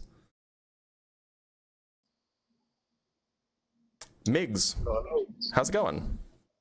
Hey, pretty good, boss man. Glad to hear it. How old do you think the Earth is? Well, I believe what the Bible teaches. Which is? According to the Bible, there has been life here for about 6,000 years. Oh, okay. Why do you believe that? Well, I believe what the Bible teaches. Real quick. I know that I probably don't have the skill set to jump into proving all of this, but I highly recommend for you to look up Walter White. He used to be a professor in the Big Bang, and he turned to Christianity. Highly recommend for you to check out his videos. He would actually challenge you. Well, he should come up. Pretty good material. But until then, But that's why all do I you have. think that it's 6,000 years old? Or that life has been around for 6,000 years only? I believe what the Bible teaches, brother. And like, that's if the the reason I Bible, believe it. the Bible Like I also said, teaches. I don't have the skill set, like I Migs, said, to debate Migs, you. the Bible also teaches that there were plants around before the sun existed. Isn't that weird? Say that again? The Bible also teaches that there were plants before the sun existed. There were plants Yeah, before the like what? there were plants before the sun existed. Oh, you're talking about the order of creation? Yeah. Isn't that weird though? Plants need the sun to exist. One thing I know that there's nothing impossible for God, bro. And obviously, Okay, but like it sounds like I have my own personal experiences, but not so. I don't want to jump up here and like debate. I just wanted to encourage you to check out that material because he would be more at your level. I really okay, don't have the he should skill join set here. to debate you, and He should join then. Let's talk to Jules. Jules, how's it going? Good, how are you? I'm doing all right. How old do you think the Earth is? I think it's roughly 6,000 years old. Okay, why so? Well, because that is what we are taught, right? Taught where? In I was never the taught Bible. that. The Bible doesn't say that either. Well, what does the Bible say according to you? The Bible gives a few genealogies, often conflicting genealogies. The Bible says that the Earth was created in 6 days. The Bible also says that animals were made before humans. And the Bible also says that humans were made before animals. But the Bible never says that the Earth is 6,000 years old. Well, that's just your interpretation, though, isn't it? No, that's just what the text says. No, that if that's just what the text says, then I think a lot of people would understand that, and there wouldn't be billions of followers. So that's your interpretation. I mean, look, in Genesis 1, it says that birds and fish and beasts of the land were created before man, right? And in Genesis 2, it says that God placed man in a garden alone, and he was sad, so he created beasts for him and animals. So the man existed before the animals did. Yeah, but there's different ways you can interpret that. There were no animals when Adam was in the garden at first, and he was sad. And then God saw he was sad, so he made animals for Adam. I don't see where's the issues with the interpretation. I don't think that's what it says. I think what it says is essentially is that animals were created to serve humans. It doesn't necessarily mean that one was before the other. If you read Genesis 2, it says that the animals were created because Adam was sad and lonely. So, okay, that's what it says in Genesis 2.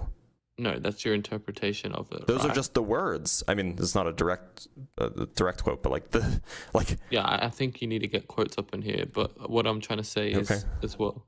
What I'm trying to say is, what is your reasoning for why you think it's more than 6,000 years old?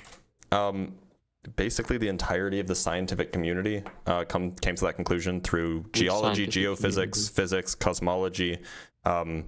I imagine like dendrochronology, all of like which scientific all of these all of those sciences and their associated communities. Which scientific communities? The geological community, the dendrochronology geological community? I'm talking, so when I talk about the scientific community, I'm referring to the collection of people who participate in the investigation of that science.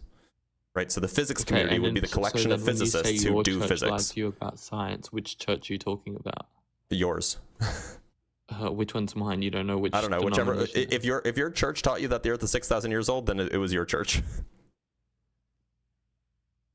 Wait, hold on. So, what you're saying though is that every single church tells you that it's 6,000 years old. Only the church of people who come up here and think that it's 6,000 years old.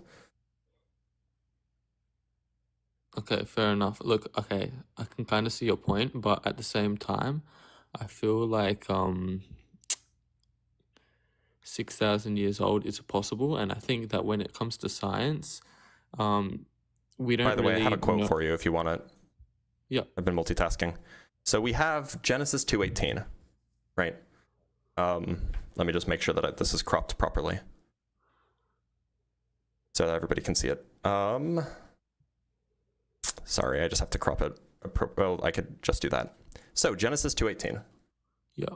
Then the Lord said, "It is not good that the man should be alone." So the man already exists. "I will make him a helper as his partner." So out of the ground, the Lord God formed every animal of the field and every bird of the air. Yeah. So that happened after the Lord saw that the Lord saw that Adam was alone.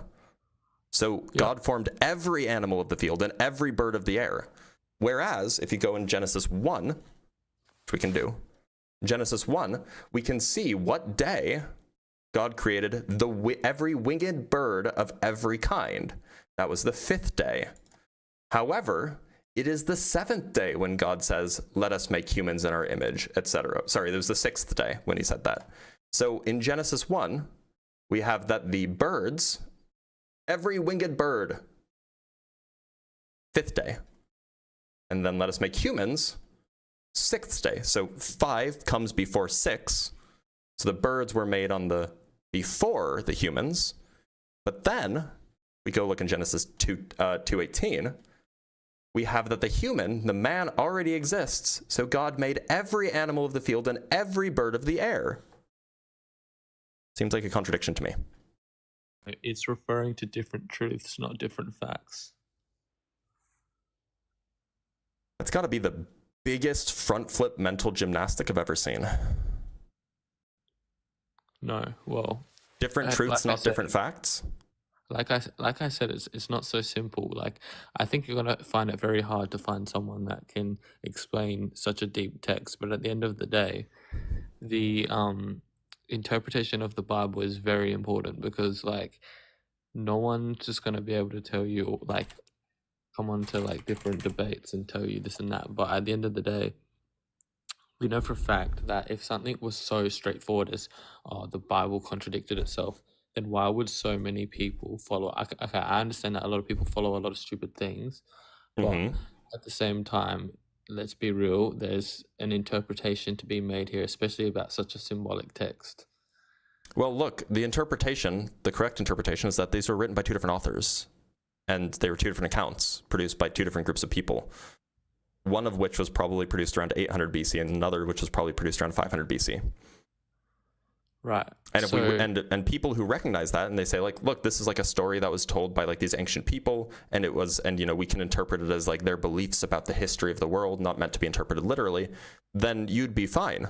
Your beliefs would not be in contradiction, because you say, like, look, yeah, they were wrong about this. Like, they were just kind of trying to understand the world around them as they saw it, and they were wrong about it.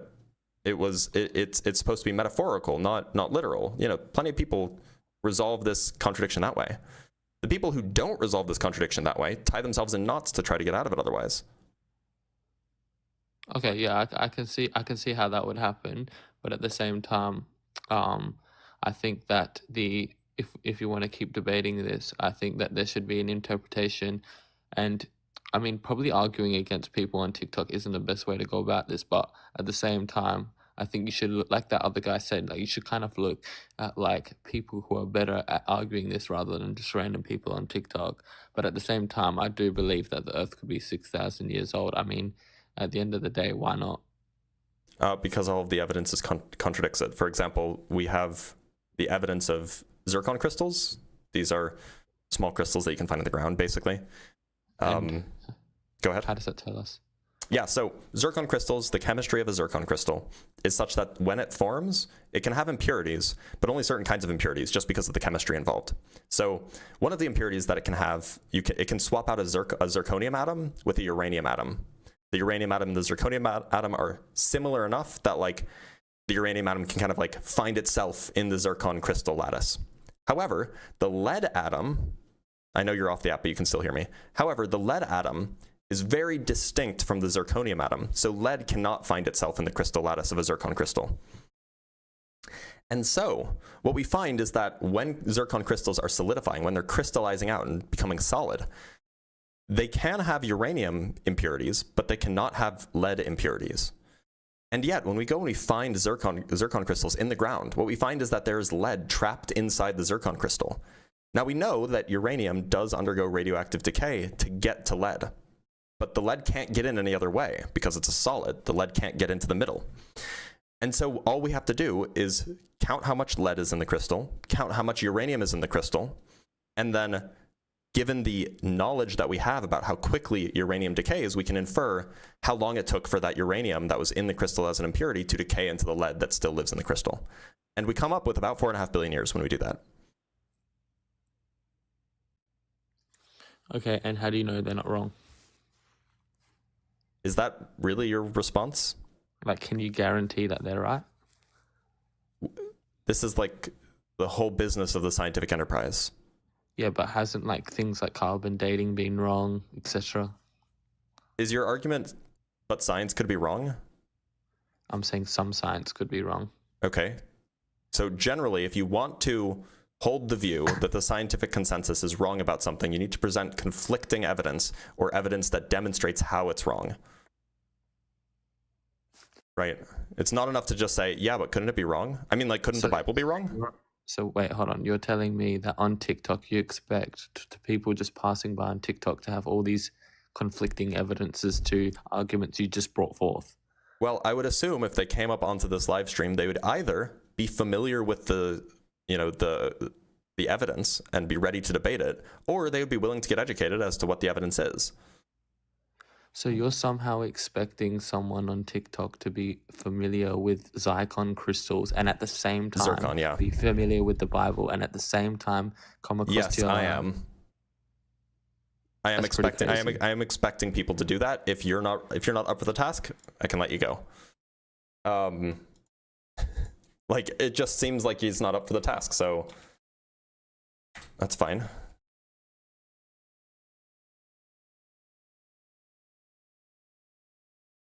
Let's talk to Sean Kelly. By the way, I think I can highlight TikTok GIFs now, see? Hello. Hey, how's it going, Sean? It's going good. It's going good. How about you? I'm doing all right. How old do you think the Earth is? So I'm very conflicted.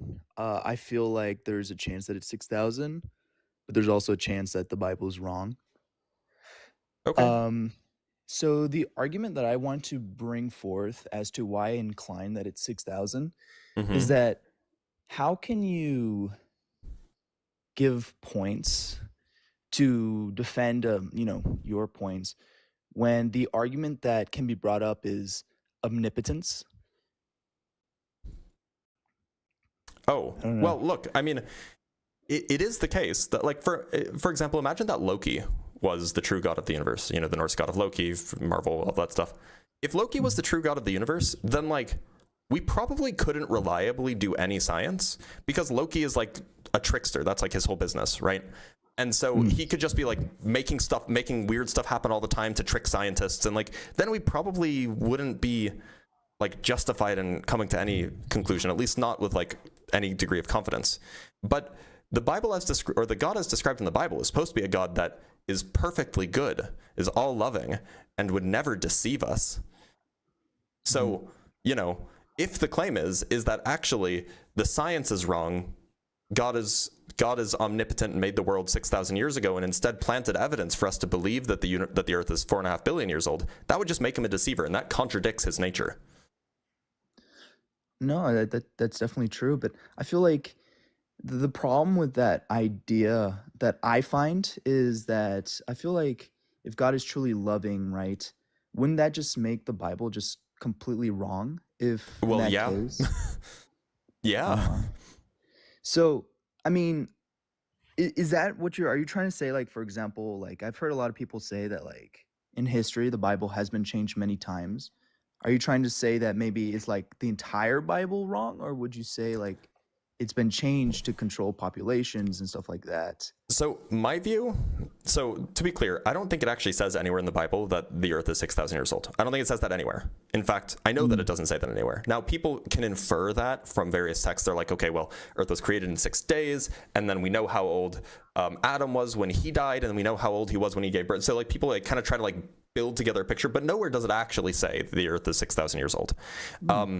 But putting that aside, the point I'm trying to get is that like, yes, the Bible has some like describes some like true things that happened. Like, for example, the book of Maccabees, right? That's in the Bible. That's like a historical text. Like it actually happened. Like there was a Maccabean revolt.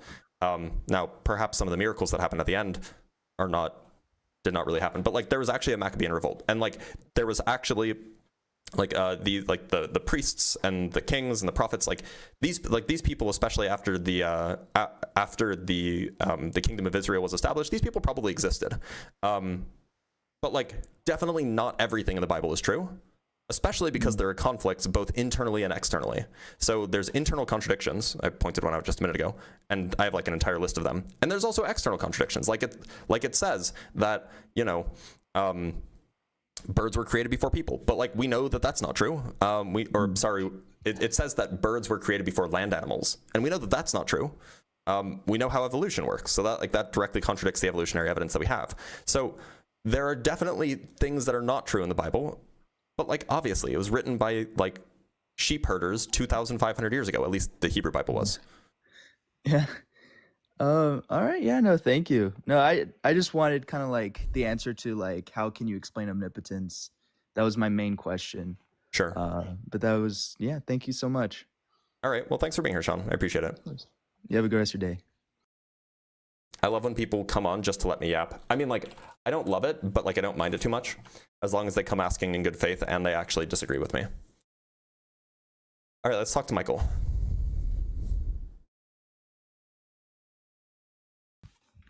Hello? Michael. How's it going, Michael? It's going well. Glad to hear it. How old do you think the Earth is? I believe, like you said earlier, there is nowhere that shows that the Bible says that the Earth is 6,000 years old. Like you said, God did create the Earth in 6 days, but there is one thing that I, or at least my religion, likes to believe, is that God has no... Earthly time is not the same as God's time. So we believe that thousands of years goes by in the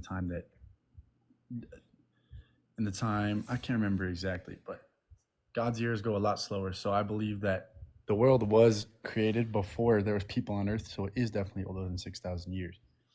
Okay, so how many times do you think the Earth has gone around the sun? Roughly. Man, I don't know.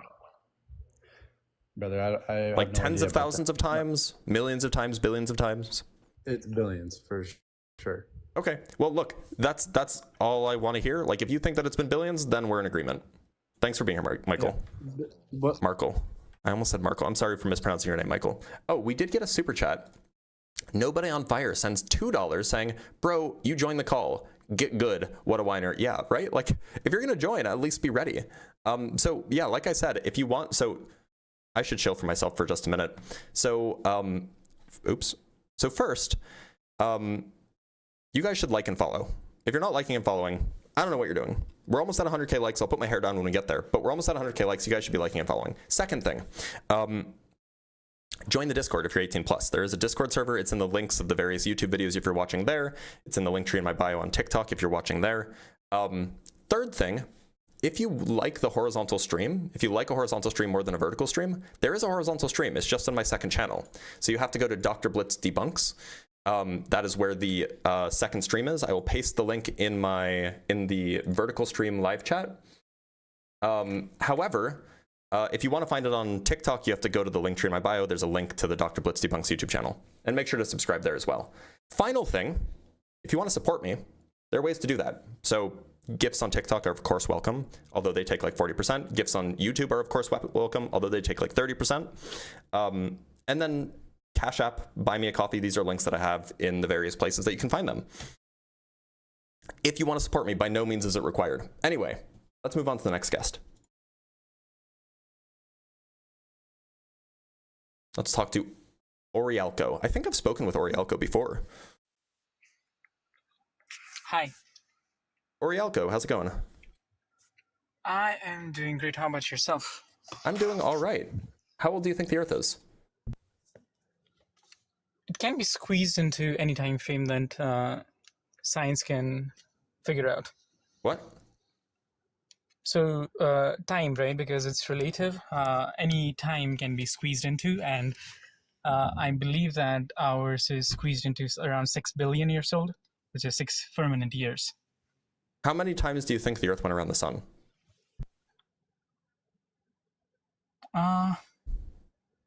Can't tell. Okay.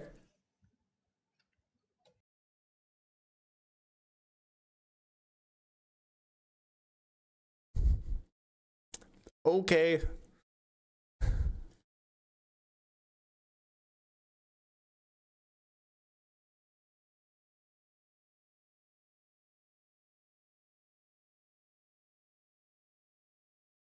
All right, looks like they're not joining. Let's talk to YTJTD. Jay, how's it going? How's it going? Can you hear me? Your mic is really quiet. I don't know why.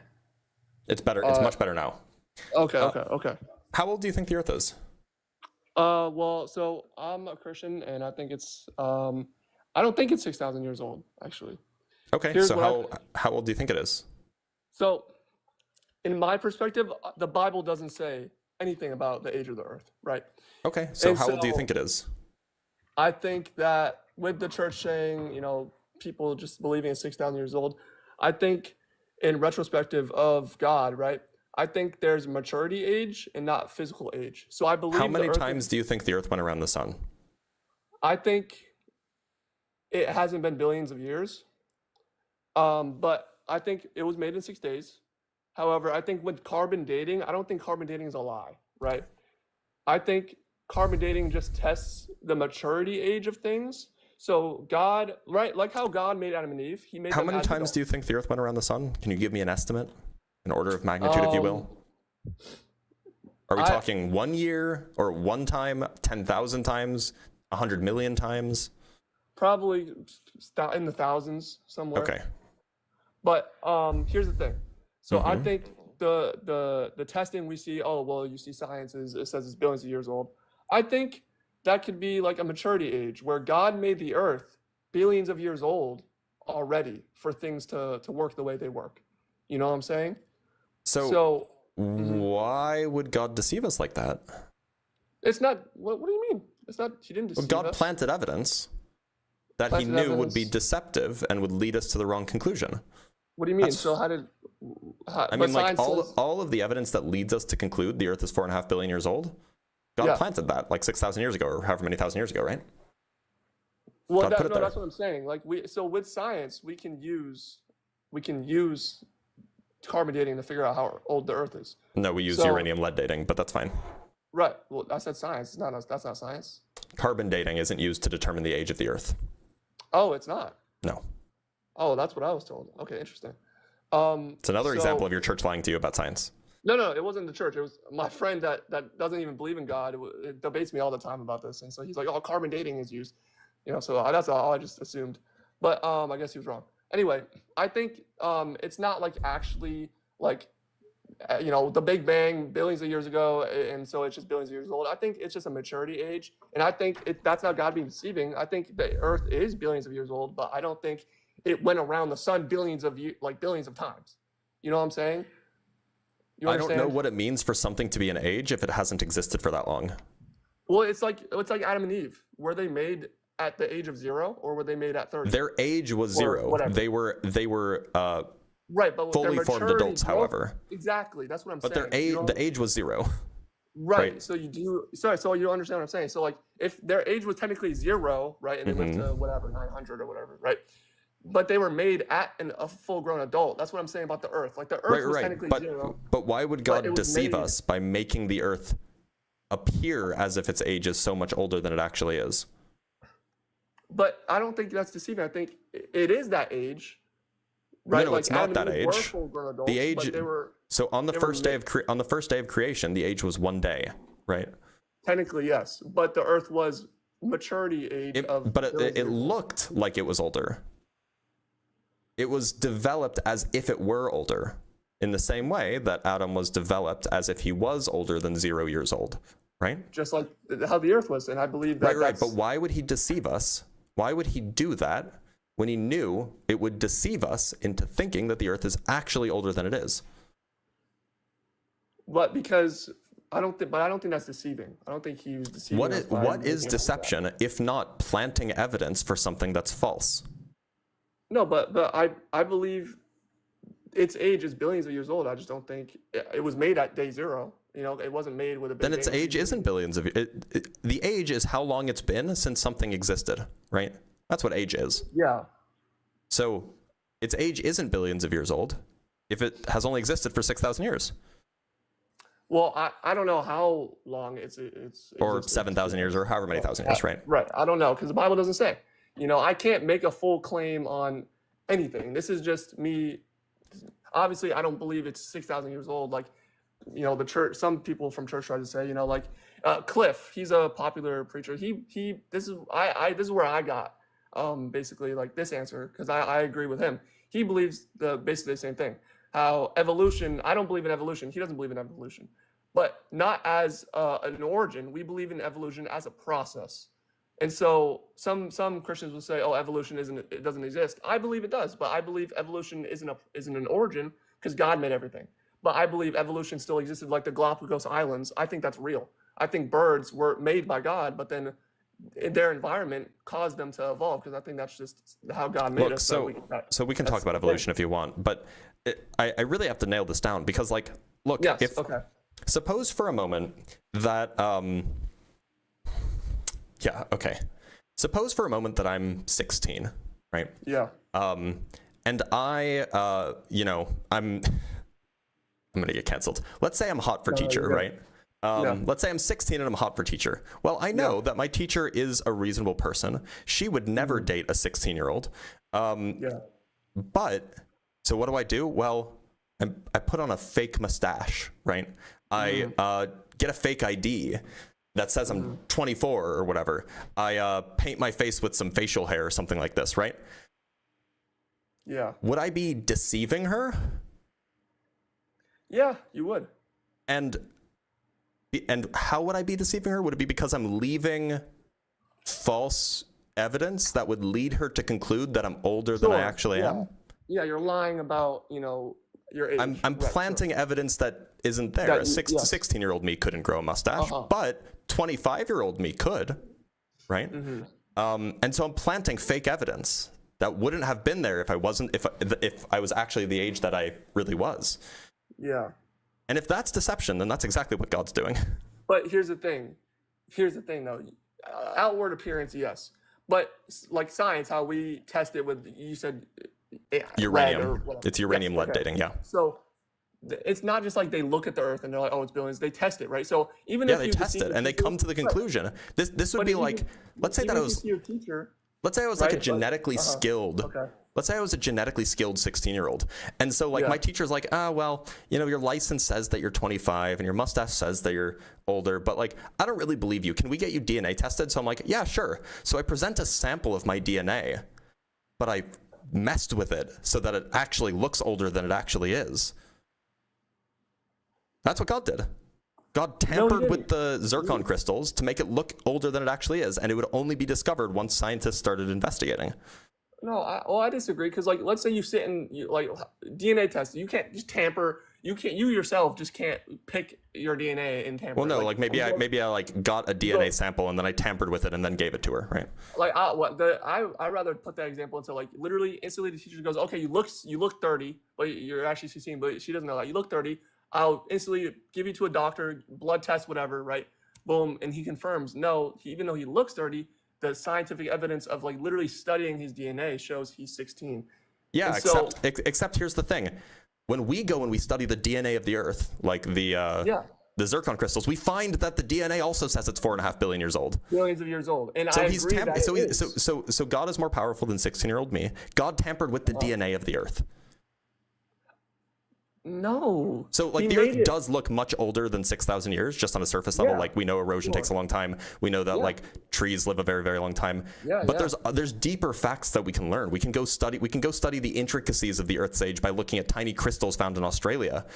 And what we find is that those also say it's 4.5 billion years old.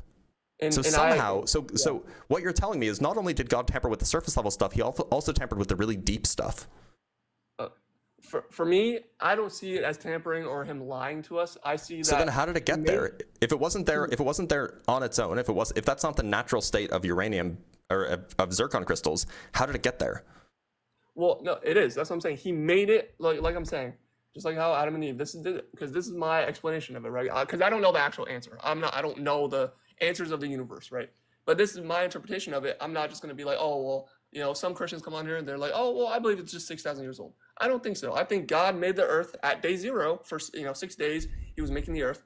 However, it wasn't like the maturity age of it. When you test it, it has to be billions of years old or made whatever, billions of years old, right?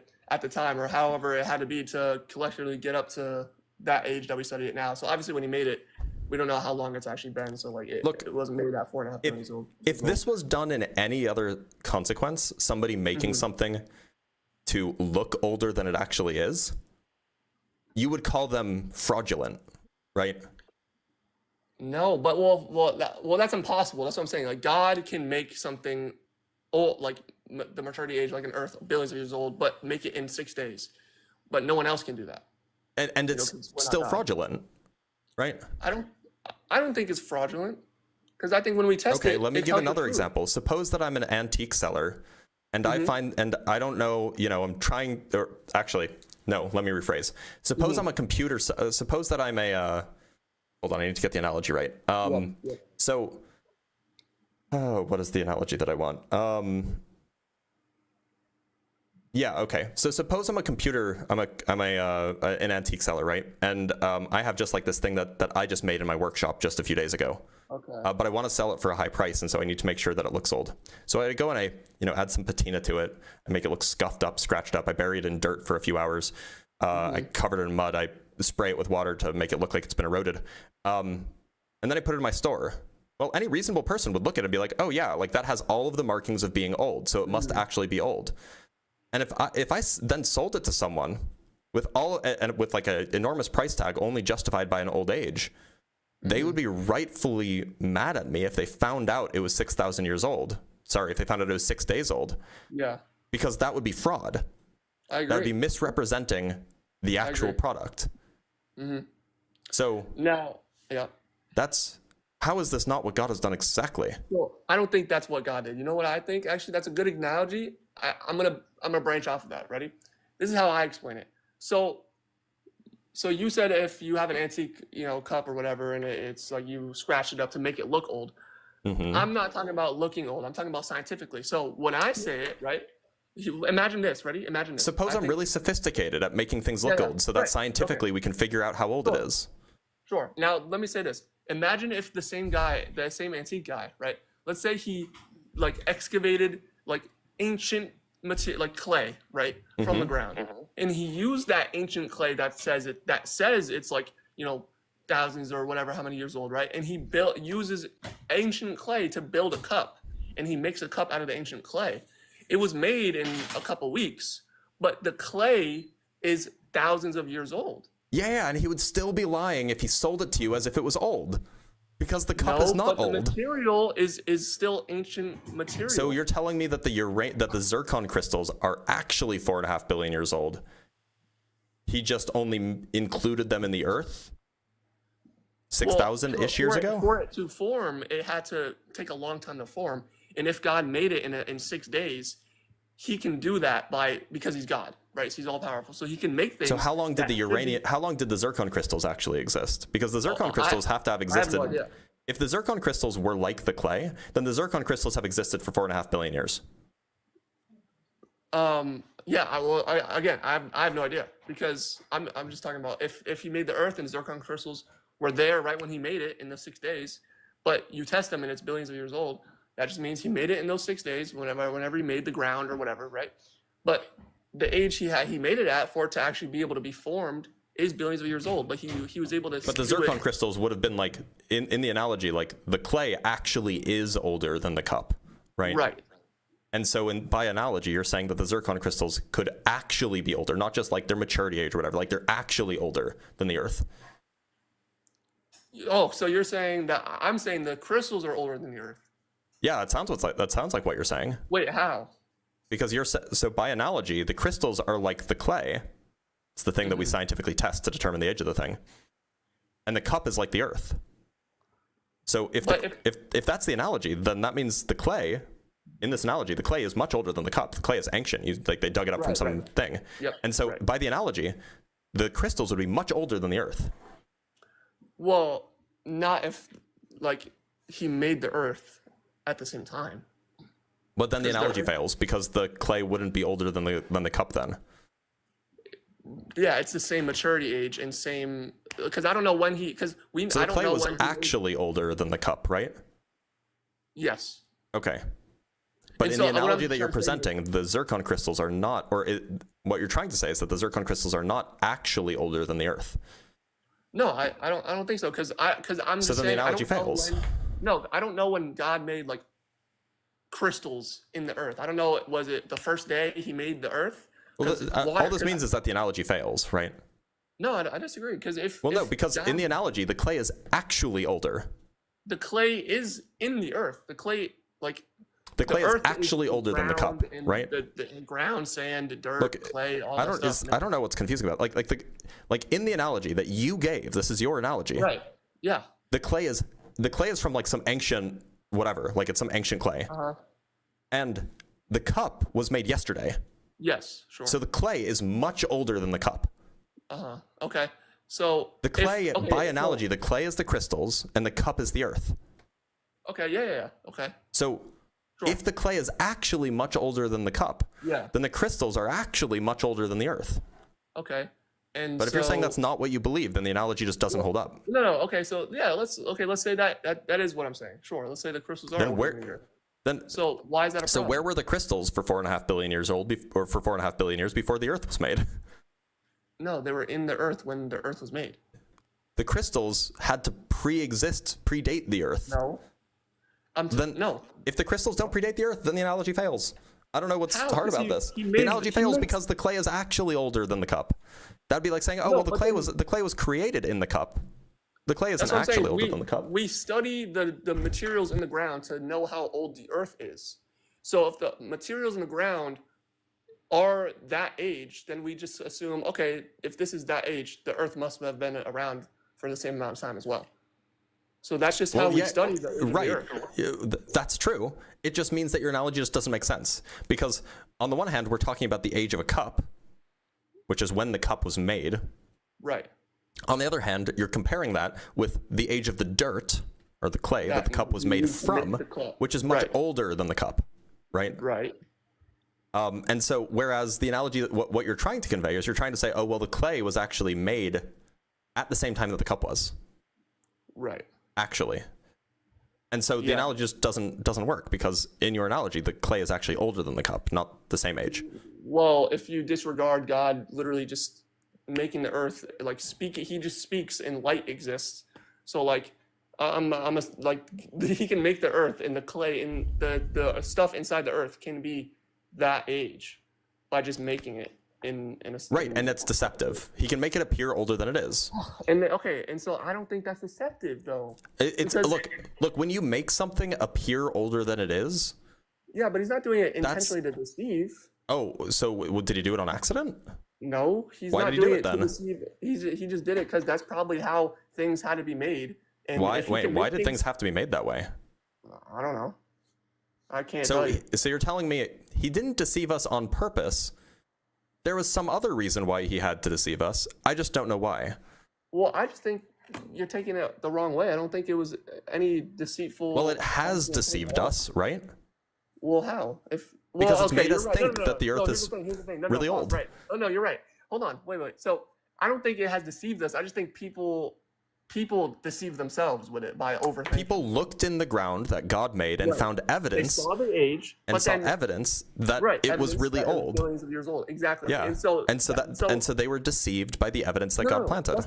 That's them seeing the truth that God made it. But however, the people that don't believe it are Wait a minute. confusing Wait, themselves. sorry. How are they seeing the truth that God did it? God made the laws of physics be the way they are. The laws of physics dictate that like uranium takes 4.5 billion years for half of it to decay away. Those are the laws of physics that God made under your worldview. Yes. And then he also put zircon crystals in the ground that have half of the uranium decayed away. Yes. And then people, having studied uranium, they know that it takes 4.5 billion years for half of the uranium to decay away. They go and they find zircon crystals with uranium and lead in it, meaning that the uranium decayed into lead. They go and they find zircon crystals with half of the uranium decayed away, and they're like, oh, well, it must be 4.5 billion years old. Right. So God put the rules in place so that people, if they correctly interpreted those rules, which is that the uranium decays in 4.5 billion years for half of it to go away, those are the rules that God put in place. Correct. If they interpreted those rules correctly, they would come to a false conclusion based off of the evidence that God planted. I disagree because God never says the age of the. If God did say in the Bible the age of the Earth is 6,000 years old, and then you study it and it says it's billions of years old, then I think it's deceptive. But it never says once specifically what it is. It would. So if it's actually 6,000 years old, and then God planted evidence that genuine, honest people would find to be compelling to lead them to conclude that the Earth is 4.5 billion years old, that is a deception.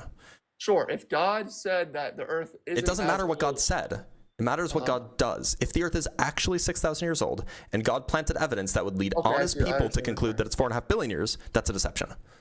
Well, I don't think so because God made it in 6 days. So he's like telling us that that's irrelevant to the claim.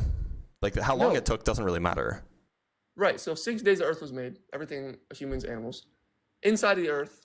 Everything is already billions of years old because that's how, like you said, uranium needs to decay. So for that to decay, the uranium must have existed for 4.5 billion years. Yeah. And he made it that age already. How can you make something have an age aside from zero? The age is defined as how long it's been since the thing existed. Like Adam. I'm telling you, like Adam's age was actually zero. He was just a 0-year-old adult. And that's what I'm saying about the crystals. It's a 0-year-old billion. Oh, sorry, I disconnected. It's a 0-year-old, but it's billions of years old. Right, and so look. So generally, deceptions like that are generally not acceptable, except when there's a good reason to do it. So I don't think it's so for example, sure. The reason to make Adam appear older is because otherwise Adam wouldn't have had anyone to fend for him, to care for him as a baby, right? Yeah. He would have died unless God intervened manually. And so God doesn't say, so God makes him older with good reason, being that, he didn't want Adam to die, and he doesn't actually leave evidence that Adam was actually older. Like he says, this is when I created man. And he looks like that. He looks like there's no evidence left behind that he's actually 32 years older. Like there's none of that. Yeah. So that's not a deception. However, and to be clear, maybe you could interpret it as a deception, but it would at least be a deception with a good reason because he wanted Adam to thrive, right?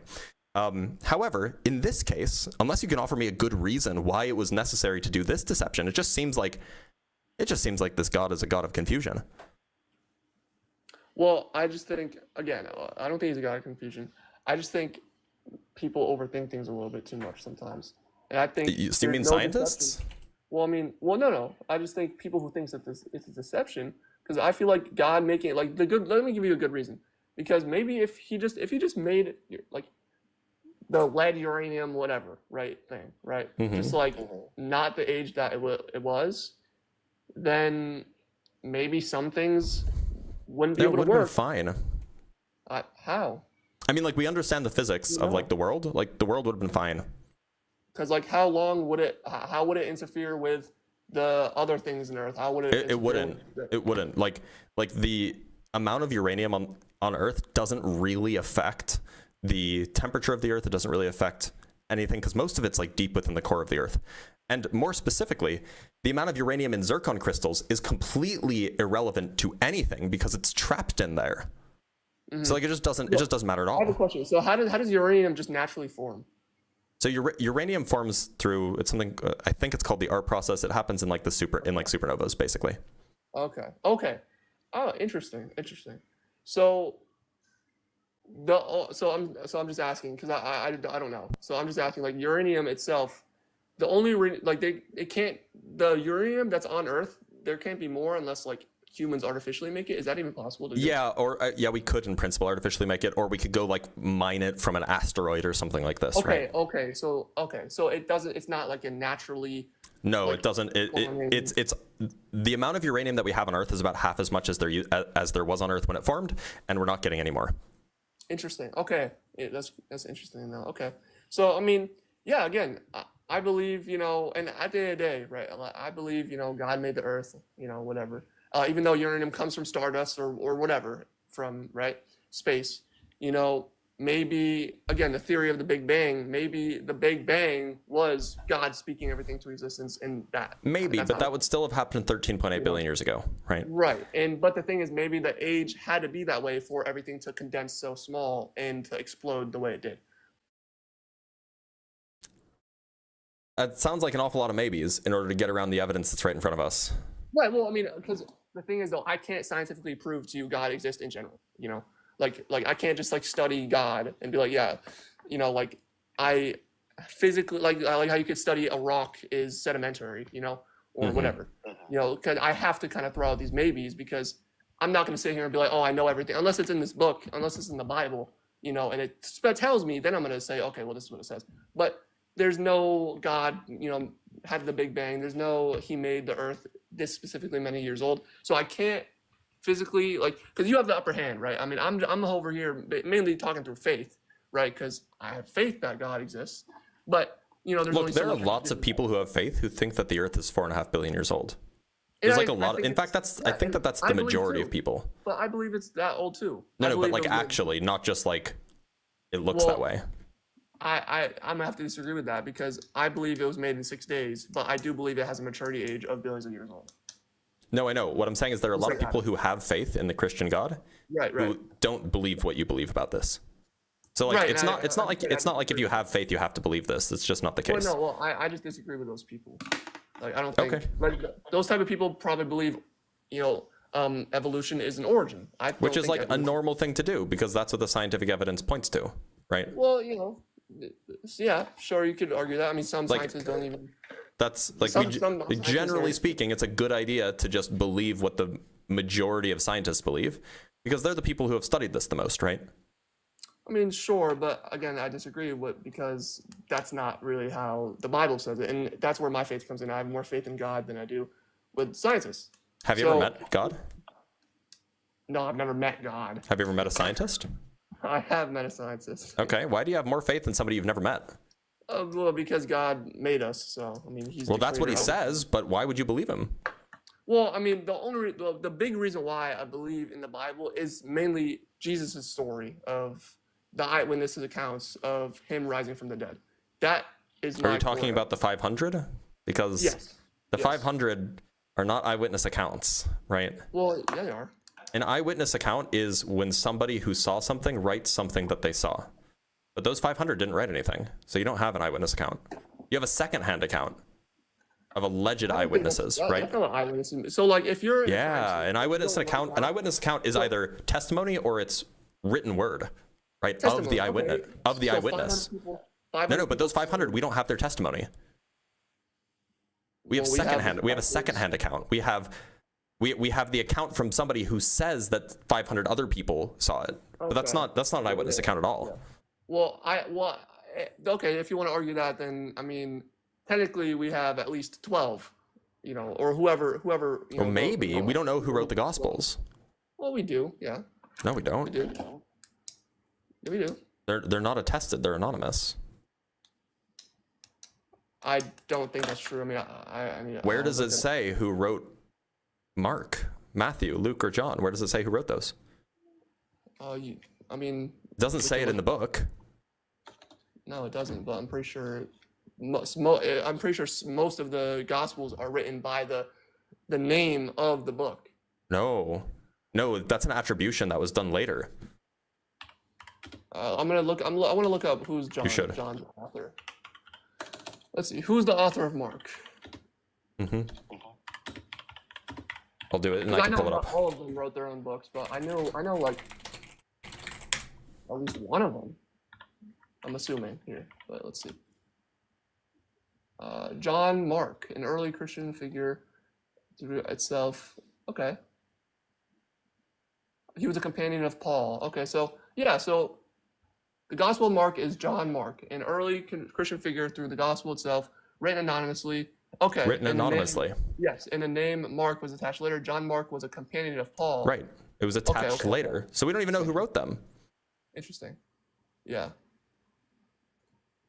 Also, why did he have two first names? What do you mean? That's suspicious. John Mark? What kind of a person has two first names like that? Oh, that's like saying John Smith. No, but Mark's a first name, not a last name. Yeah, but I don't know. I'm skeptical of him, man. Anybody with two first names. Yeah. All right. That's just rage bait. No, there's people who have two first names. Yeah, there are. You know who has Oh, I can't think of anybody else besides John Mark. Neither. But yeah, John and Mark is not the same person as. But I mean, then it says who's considered. You know, there's an old quote. I didn't even know that this is true, but I guess I just believe it. Apparently, there's an old quote that says, "Never trust a man with two first names." All right. Well, that's just superstition. All right. I don't know, man. John Mark sounds like he has two first names.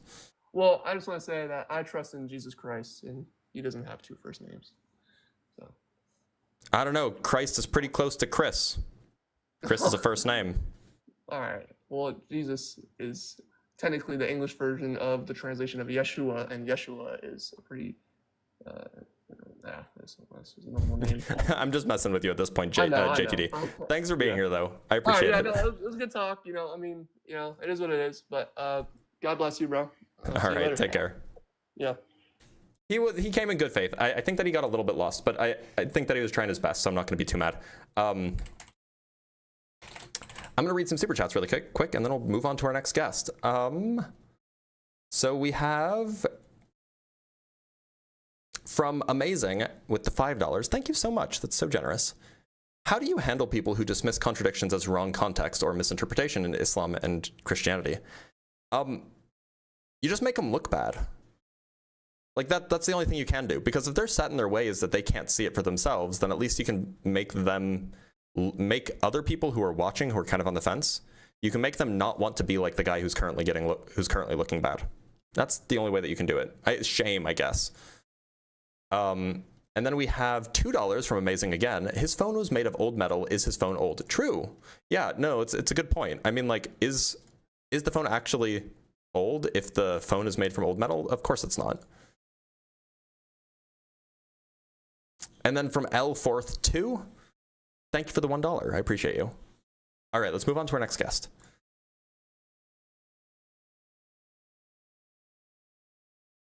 Let's talk to Chef Koyardi. Chef Koyardi. There we go. Chef, how's it going? Going good, man. How are you? I'm doing all right. How old do you think the Earth is?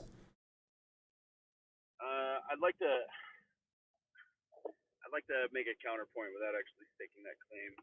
Okay.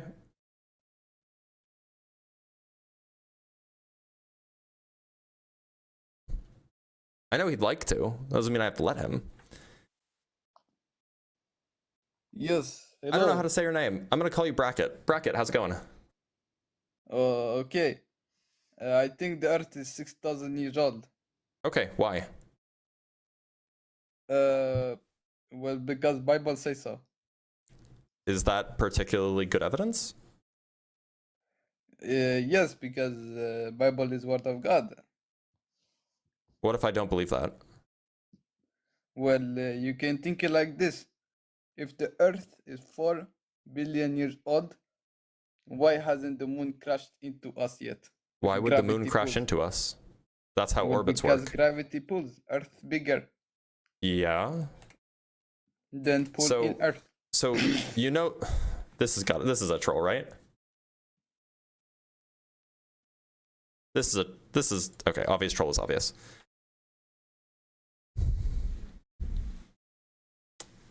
Let's talk to Rex.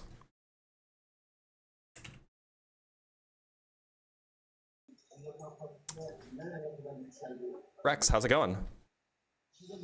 Yeah, it's going good. It's going good. Glad to hear it. How old do you think the Earth is? Well, I think the Earth is 6,000 years old. Okay, and why? Probably not 6,000, but around the there. range of- Sure. Yeah, So why? because according to the Bible, you know, and dating back from how According to the long God Bible, was what? created. According to the Bible, you know, from when Adam was created to this day, it seems like that.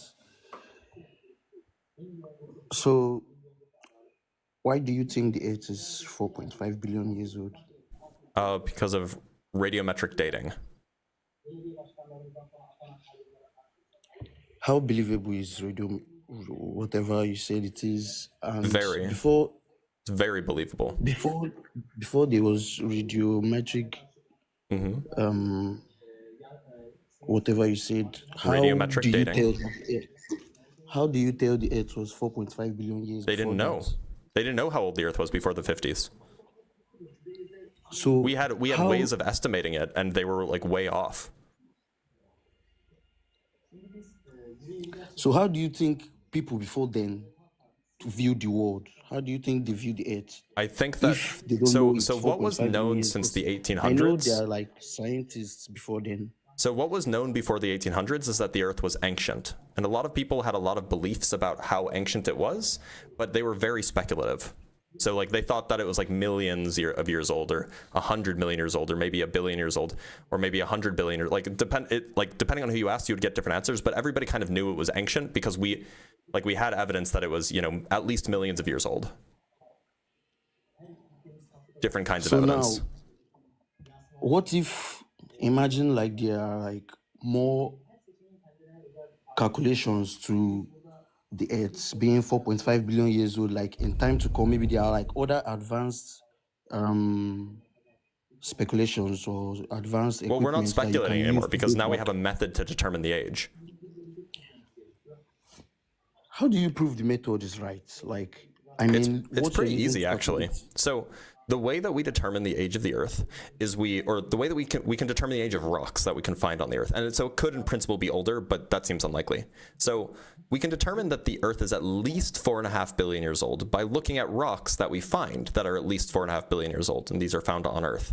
And the way that we determine how old the rocks are is by examining the different atoms that we find inside of the rocks. Some of those atoms can only get there by radioactive decay, and radioactive decay takes a certain amount of time.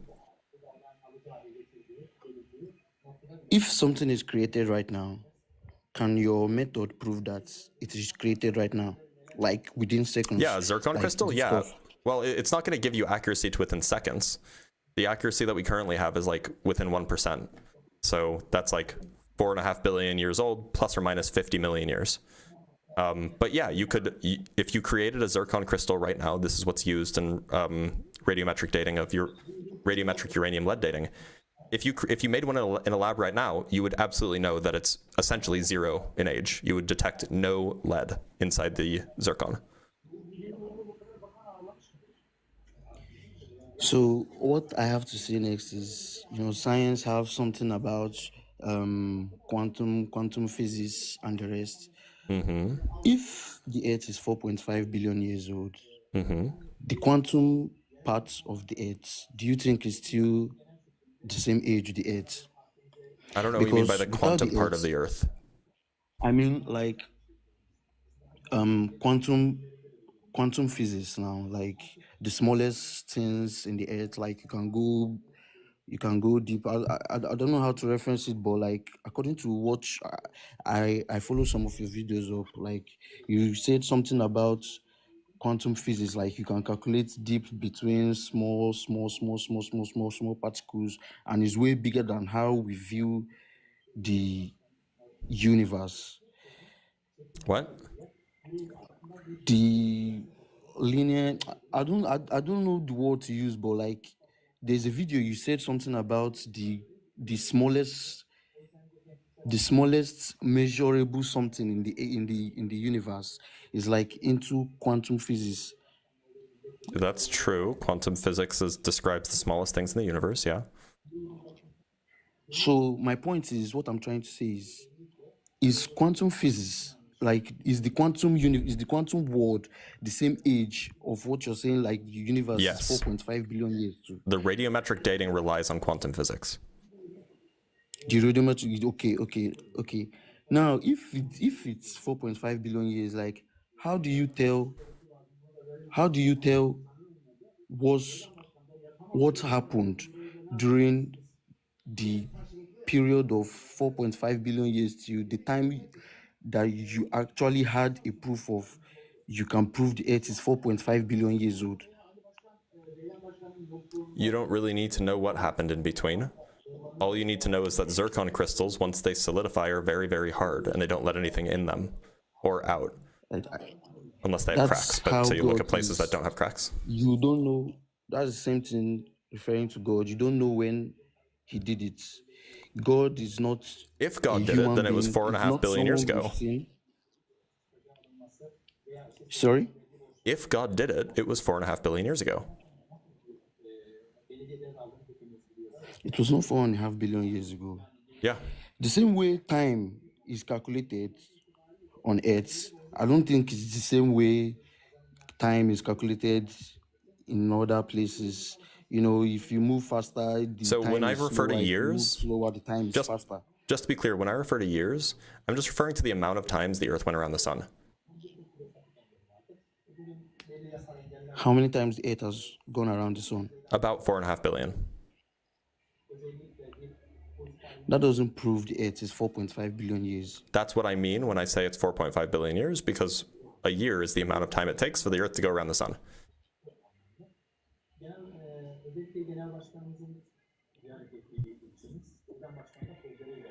Forget about that. What I'm trying to say is, you don't know how long it took God to create the Earth. 6 days is in the interpretation of man.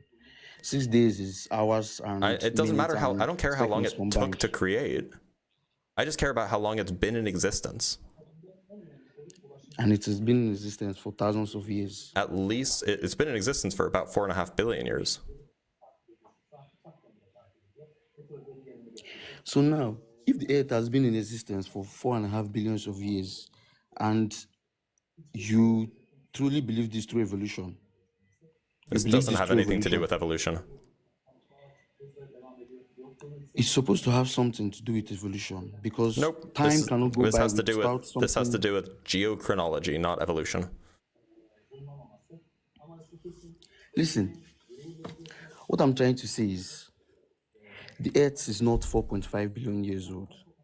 Okay, God what's the created evidence? The Earth around thousands. The evidence I have is the Bible, and you guys. The evidence is the evidence is a book. That's your evidence, not like actual evidence. It's not like something that you can put your hands on, but it's just a book. You learned through a book. Well, I learned through lectures, but sure. No. You can learn about things through books, but the evidence is not books, right? The evidence is not books. The evidence is like, observations, data analysis, that kind of thing. So what's the evidence? There are evidence everything written in the book is more of what has happened in real life and in real time. Why should anyone believe that? Why should I believe physics? I mean, why should you believe physics? Because it's what makes your phone work that Yes. you're currently talking on.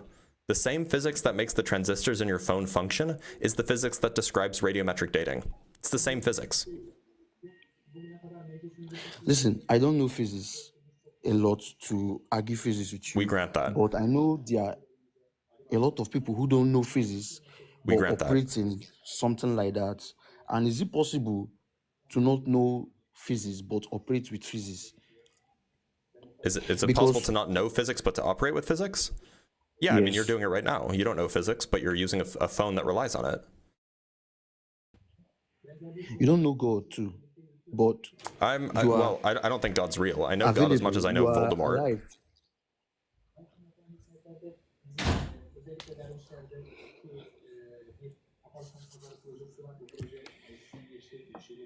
Like, look, I mean, you trust physics. You trust that the physics is right, that makes your phone work. You trust that the physics is right, that makes your GPS work. You trust that the physics is right, that makes all of our modern technology work.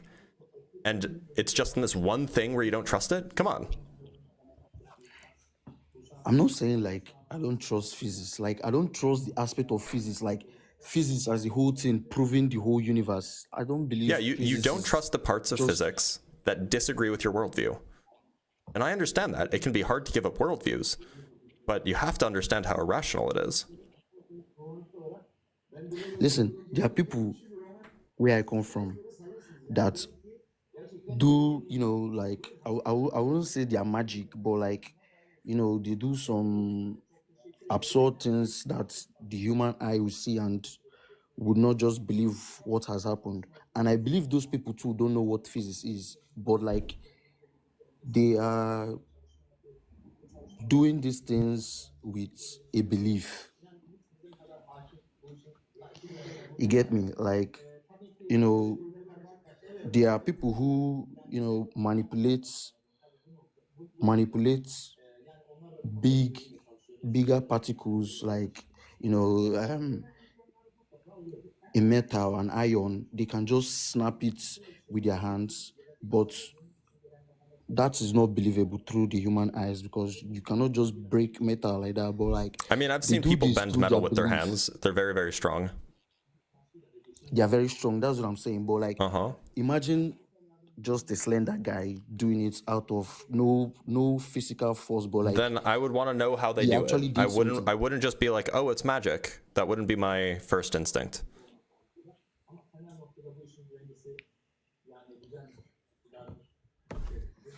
someone that does not know physics and sees something like that, but does not want to believe that is magic, because I mean, Then they can be magic agnostic. They can say, I don't know how it works. That's the normal thing to do.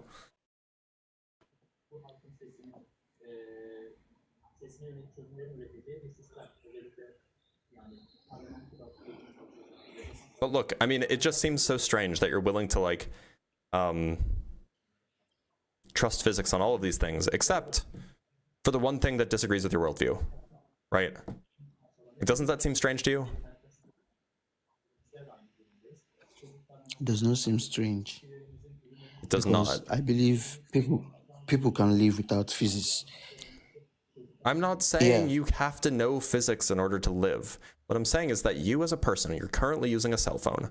You as a person, you are trusting physics to reliably do what you want it to do. You're trusting that the people who did the physics did it right so that the outcome would be desirable to you. And yet, when the outcome is not desirable to you, when it conflicts with your worldview, you're like, nope, throw away the physics. It just seems hypocritical.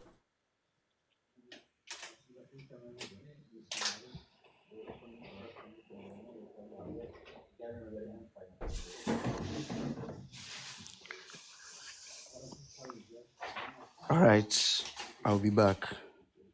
Okay, Micah, thank you for being here. That was anticlimactic. No, I'm sorry, that's not Micah. I was thinking of Micah. His name was Rex. Micah, if you want to come up and debate on the topic that you think I'm being mean about, feel free to do so. Otherwise,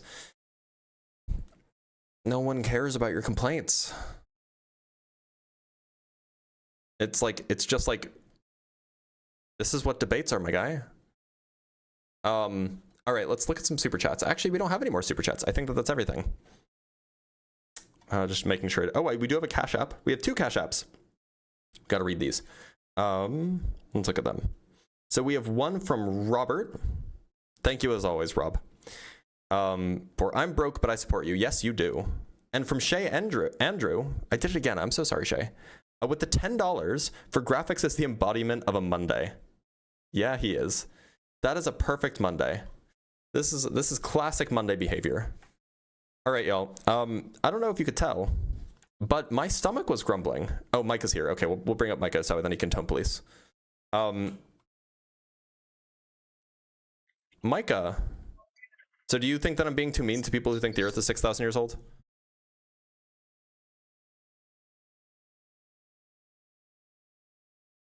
Micah?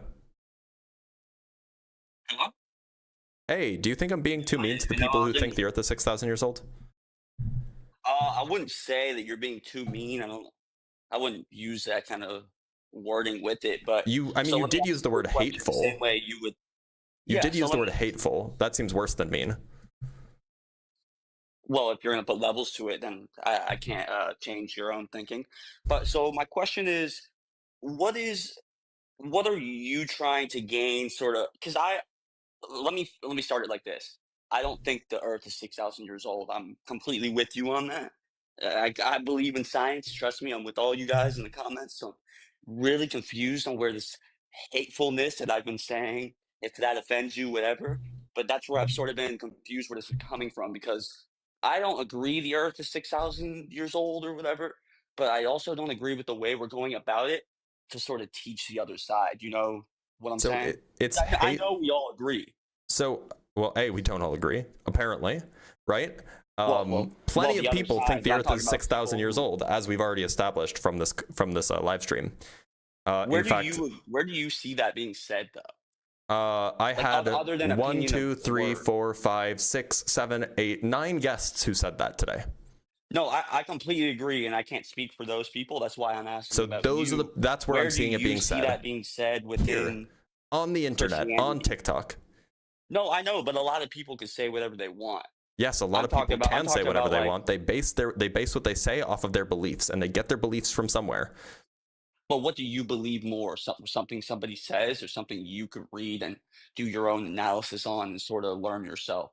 Or are you believing what people say that easily? People have beliefs. I'm trying to fight those beliefs because they're bad beliefs. They voluntarily come up. Nobody's making them do this. Completely valid, agreed. But so then who are you to say that you should be doing that? Instead of, because I have free will, and it's a free country, and I'm allowed to do that. Yeah, agreed. Touche. I can't change your mind, brother. All right. So then I guess I actually wanted to. How is it hateful? Tell me. Explain how it's hateful. Well, if you don't agree that it's hateful, I can't change your mind. Explain it. But what I will say, maybe you'll convince me. Maybe you'll change my ways. Okay. I guess I'll try. I don't agree with how. So if somebody disagrees with what I say like you're a teacher. Say you're a teacher in school and you have students, and you're teaching a student something and they don't understand. Are you going to automatically tell the student, yo, you're wrong, this isn't right, yada, yada? Or are you going to sort of like baby spoon feed them? Like, you know what I mean? There's a little bit of a more respectful. Sorry, is saying someone's wrong to their face hateful now? No, that's not what's hateful at all. What's the hateful part? So when the guest leaves and you're like, oh, they're wrong, we need to get people that understand, like stuff like that. That's yeah, they are wrong. Is saying that people are wrong, is that hateful? Yeah, it's completely not. It's not really positive, or is it? Am I wrong? Maybe correcting people's incorrect beliefs is absolutely positive. How so? With the way you're going about it, I'm saying, not objectively. Objectively, you're completely right.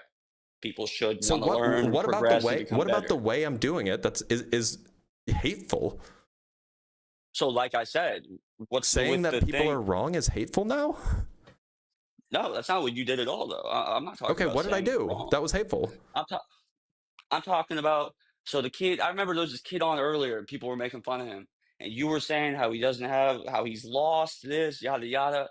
How could you? What if I said you were lost? What would that mean to you? Would that feel like a good thing? I'd want you to know. I'd want to know why you think that, and I'd evaluate my beliefs to see if it's true. And if it's not true, then I'd be like, oh, okay, well, you just have that view and you're wrong about it. And if it is true, then I'd be like, huh, well, that's good to know. And I completely agree with that. I think that's totally cool. But who's to say that you're right? How do you know you're infinitely right? The entirety of the scientific consensus is to say that I'm right. Are you just talking about the Earth being 6,000 years old? Yes. Or older than 6? Okay. Yes. And that you're totally right. Yeah. Yeah. Totally right. Totally right. I'm talking so about that's more who's to of, say. Like, I don't know what you want. I was talking more of you were talking about with this one kid, you're not the guy earlier, but there was someone with religion and you could tell he didn't know everything, but he kind of wanted to speak about it. I was sort of more talking about that point because who was it? Was it Sean? Sean was on for 4 minutes. No, was it Michael? I believe it might have been before that. Was it JTD? The guy before the last guy? I'm sorry, I just don't know the name. That's fine. I mean, so Jay was quite pleasant. He was the guy who was grilling about God being deceptive. Yes. Sorry okay, so what did I do that was hateful? Please. Well, so during the discussion, I thought it was actually pretty beautiful. It was just a little odd how if there is somebody you don't agree with, you sort of don't get their opinion, whether or not you agree with it literally. Like I would sort of. I do understand what he was saying. Side. I was telling him that he was wrong. So no, I know, but that's the point. It's like I was trying. So someone like me, to tell me he's wrong. No, you're allowed to, but I was trying to listen to what the dude was saying. I just couldn't hear because you were saying he was wrong. That's what my point is. It's so instead of having this coerced dialogue where it's like actually productive to society, people could listen to both points and then choose what they want. We're sort of here listening. So is it because I interrupt people too much? Because I know I do that. And it's something I'm working on. Well, that's not a problem at all, man. I do that all the time too. I didn't think that was a problem at all. I totally just think and I'm not trying to tell you how to do your job at all either, because I know you've probably been on this for a lot longer than I've been in this call. But it's so if I had a discussion like topic, if I was trying to really get a good point across, I would try and prove my point. I'm not gonna be naive and say I wouldn't, like I'm some god, some superhero. But I would also want to hear the other side. Like, you know what I mean? I wouldn't want to create enemies within my discussion. And that's brought them on to talk to them, and I heard what the other people sort of the energy thought. I get from. So no, you did, but then you would also. And then I would tell them that they're wrong. Exactly, which is completely which is cool, hateful. But it's like, telling people that they're wrong after you listen to their views. That's not wrong. So where's the hate? Where's the hateful? It's the way that you would go about it, and I don't want to nitpick you because everyone that has their faults, but it sounds like you can't justify. You literally called me. I think you even said the word evil. No, I think I only said hateful, which is probably even much to say also, because I wouldn't say that makes you a hateful person, but what you were spreading at the time wasn't positivity either. So I don't really know what word you want me to use. Not spreading positivity doesn't make you hateful. Things can be neutral. Right? I suppose it could, but how could you spread a neutral point if it's all opinions? Shouldn't there be because it's right not opinions? How you just because said? It's opinion versus fact, right? Well, how do you know how old the Earth is? Because I've looked at the evidence. Personally, I've looked at the evidence. And you know it's 100% irrefutable, just like how the Big Bang is now being recognized as not probably the creator of our universe. Do you know that? I imagine that you are very confused about what the Big Bang is, but that's not the topic of conversation. I'm not confused about the Big Bang. I know what it is, but I used to be the same person who believed that we started from the scientists today do not even know exactly what we've started from, which is what everybody thought used to be the Big Bang. 40 years ago, yeah. You're right. 40 years ago, people thought that the Big Bang was the genuine beginning. Now people don't anymore because we have new evidence. Similarly, yes, we still know that the universe is 13.8 billion years old in its current configuration. That's how long it's been since the Big Bang. The question is was there anything before? We just don't know. The issue is that similarly, we know the Earth is at least 4.5 billion years old. Now, it could be older and there could be something that we're missing, but it's certainly not 6,000 years old or 10,000 years old. We know that for a fact. We know that as much as we know the sun will rise tomorrow. And so, yes, it is a question of opinions versus facts here, right? And so if you want to, like, if people want to come on and defend their worldview, I'm going to tell them that they're wrong. That is the whole topic, the whole point of a debate live stream. If you don't like that, you don't have to watch. But it's not hateful to do this. And by the way, if you think I'm being hateful, you should go see what the other atheist live streamers do, because my God, I am the politest and nicest one you'll find. I also just want to preface, like, literally, like, hateful was like probably the worst word I could have used. Like, you're not that, dude. I don't want to portray that, but I do stand firm on what I said.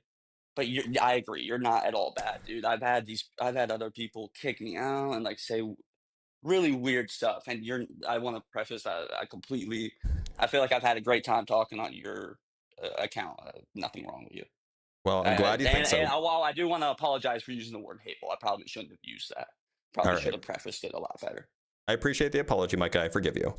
I'm gonna let him go, not because I wanted to kick him. I mean, like, it was tone policing. Like, that's what tone policing is, when you say, like, oh, well, you're not being nice enough. Like, that is tone policing. But he did apologize. I think that he was being a keyboard warrior, and then once he came up and he realized that I'm a normal person and that my views are actually pretty normal and, you know, not particularly hateful at all, I think he backwalked, which is fine. Like, it's totally fine to, like, change your views on things.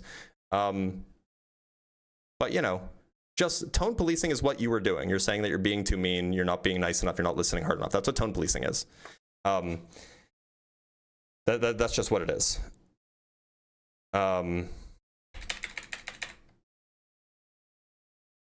I can, so anyway, y'all, I'm gonna end the live stream because I want to go eat lunch. My stomach is rumbling, and I need to have some coffee, and I have a lot of work today because I'm going to a concert later, so I have to get a lot done. Anyway, take care, everybody. Make sure to go join the Discord if you're 18 plus. Make sure to like, follow, subscribe. Go subscribe to the new channel. The new channel has all of the will have all of the clips from today, if they're good clips. It'll also have a whole bunch of debunking stuff. I'll see you guys tomorrow for some Ask a Physicist.